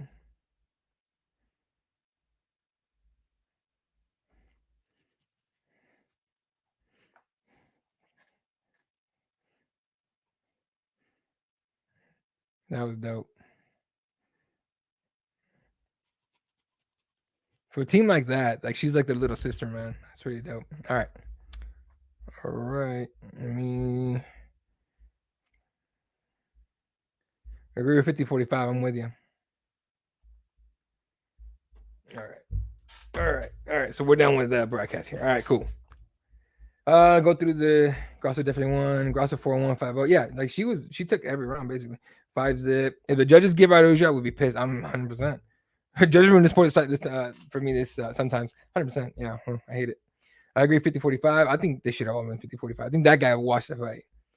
But it was close. Corners try are yeah, they are. Hey, I appreciate you, man. We'll see you hopefully Friday for Keyboard Warriors. All right, so let's go over the card real quick. How I went tonight. Solid card. It was actually kind of fun to do, or pretty fun to do. First fight of the night, Mike Jackson gets knocked the fuck out by Pete Rodriguez. Now, Mike Jackson came in his fourth fight in the UFC with a 1-1-1 record. So he's 1 win, 1 loss, and I think no contest, right? So, I think, or draw, I don't remember. But I knew coming in this one, Pete was gonna do something to him, and he put him out. So it was good. Tatsuro Taira gets a submission win, second round over TJ Vergara, who missed weight by 3 pounds and gave up 30%. So he got paid and he got to finish. Maybe a bonus. We'll see in about 30 minutes. We'll see 20 minutes, maybe less. Pierre Rodriguez gets his decision over Sam Hughes, who Sam Hughes thought she won that fight. And but Pierre would take her down, and she didn't keep her down. Because notice that she would not keep her down to damage on the ground. She just popped right back up. So it was just about scoring the points, I think. Joanna Brito with a nasty submission win, rear naked choke on Luke Alexander first round. That guy's got a future. Nick Maximov injured his knee or his leg, his right leg, during that fight, so we'll never really know what could have done against Jacob. But I was expecting a brawl because two wrestlers. But good for Jacob Malkoun. I like Mama Malkoun. That dude's fun to watch. To me, Mana Martinez decision win over Brandon Davis. I think he should have been able to finish this fight. If we're just totally honest. And James Cross let Martinez know that. So we'll see in the next one. Main card. I guess we have two. Alonzo Mayfield first round knockout of Misha or TKO of Misha Serkinov is solid. Hopefully, Sunset decision win over Victor Henry. That was honestly expected to me. Dusko Todorovic gets a TKO over Jordan Wright. I expected that one to get into a brawl, and it did. So people that were giving me shit for saying this is going to be a great fight, eat it. So, and then obviously co-main event, Jonathan Martinez with the leg kick TKO. Edson, Jose Aldo, Jonathan Martinez. There's a couple guys, the other guys, Crow Cop, all those guys that throw kicks, but that was nasty to do it to basically a legend. And of course, Alexa Grasso decision, clean decision win over Araujo, pretty solid. I knew I was watching Mike Jackson going to sleep. Yeah, and honestly, like, I'm not trying to diss him or put him down or anything. He'd be good for like a regional show or lower level stuff, but going to the UFC, man, he got signed to fight like CM Punk and to fight like what's the other kid, Mickey Gall. He used to be media, he used to do photography. He's a solid photographer apparently, but he was basically part of the media, and then he came in. So I wonder if Dana White was like, all right, Muff, let's see what's up, right? So that's that. All right, so solid card here. I think let's count how many finishes we had. We had 1, 2, 3 finishes on the main card, 4, 5, 6 finishes on the whole card of an 11 fight card. So pretty solid. All right, very quick little preview next week's card. UFC 280 out of Abu Dhabi. Carol Rose against Lena Landsberg. I didn't even realize Lena was still fighting. Muhammad Kayev against Malcolm Gordon. Makayev's got a future. All right, that kid's fucking good. Armin Petrosyan against AJ Dobson. Abubakar Nurmagomedov against Gazio Omar Gadziev. Zeev. I don't even know how to say his name. Magomed Mustafayev against Yamato Nishikawa. I have a feeling none of these guys have a very long flight. Zubaira Tukugov against Lucas Almeida. That's going to be a good one in the prelims. No time. Volkan Ozdemir taking on Nikita Krylov. Another good fight. Mahmoud Muradov against Kyle Bahala. Oh, man, that's a good fight. That's going to be a tough fight for Kyle. And Bilal Muhammad against Sean Brady, which, cool. Then on the main card, just overall, just star-studded. Caitlin Chikagan against Manon Fiorot. I mean, it's very possible that Caitlin gets another freaking shot at Bullet with a good win here, but she kind of just scores points. It's being real. Benil Dariush against Mateusz Gamrot. Benil almost got the shot, and instead he gets Gamrot, who's a motherfucker. So we'll see. It's going to be a good fight. Piotr Yan, this is the first fight I'm really interested in. Piotr Yan against Sean O'Malley. Sean O'Malley is, he's talking about, I get paid the same to fight cans and I get to fight contenders. So I'll take anybody. And but now he gets Piotr Yan. This is going to be, to me, this is a fight that's going to tell us everything we need to know about Sean O'Malley. He wins this, cool, legit. He finishes Piotr, we're all going to sit there like, you know what I'm saying? So we'll see. Otherwise, Piotr, I think I don't know. I won't make my picks on next week, but Piotr is a bad motherfucker, man. Aljo Sterling against TJ Dillashaw. TJ's tired of hearing about the PED stuff, and Aljo's not tired of telling him about it. So that's gonna be interesting. But I'm interested to see what TJ looks like off the sauce and away for a while. So meanwhile, Aljo I think he earned a lot of people's respect after actually beating Piotr Yan and not just taking the belt off a foul. And of course, the main event, the champion has the name. The name is Charles Oliveira, maybe against Islam Makhachev. To me, here's why I'm excited about this fight. Not just because hey, I appreciate you, Bowie. You have a good night, man. It's not just because it's Charles Oliveira and Islam Makhachev. It's because I have a feeling if Charles Oliveira finishes Islam Makhachev, that Habib's gonna feel some type of way about it, and he might come back. Who knows? So I think it's possible. Who knows if he will or not? But I think it's possible. All right, so that's next week, ladies and gentlemen. UFC 280. I appreciate the hell to all you guys. Shout out to everyone that tuned in tonight for a near 3-hour fight companion, I guess. Bowie, SJ. Who else do we have? Everyone that tuned in, you guys are dope. I can't even go back far enough. Effie was here for a few. Everyone that tuned in, you guys are dope. So I appreciate the hell out of all you guys. Cagesidepress.com. Please hit subscribe, like, and everything on this. I go live on here with the Cageside crew, Cageside Live on Mondays. We'll probably do it again this Monday. Ooh, it's gonna be rough on Monday, actually. Maybe not this week, but next Friday for sure. Keyboard Warriors. Probably not a fight companion until the next card, not 280, because 280 is early and how that goes and everything. And I'm getting called. So again, I'm at Elot32 on Twitter. At Cageside Press for Cageside Press. We have a guy, Rodney James, on the ground over at the Apex right now. So he's gonna be sending up plenty of video. We'll be doing lots of write-ups. The coverage doesn't stop right now. It's gonna keep going till tomorrow, till the day after, every single day. So appreciate it. Hell out of you guys. Catch you guys next week for another fight card, and I'll be on Twitter next week, so it won't be unlikely to be any of this. But if I can pull it off, I'll let you guys know as early as I can. All right. Good night. Appreciate the hell out of you guys. We'll see you in the next one. And actually, I have a video for this. All right. Deuces.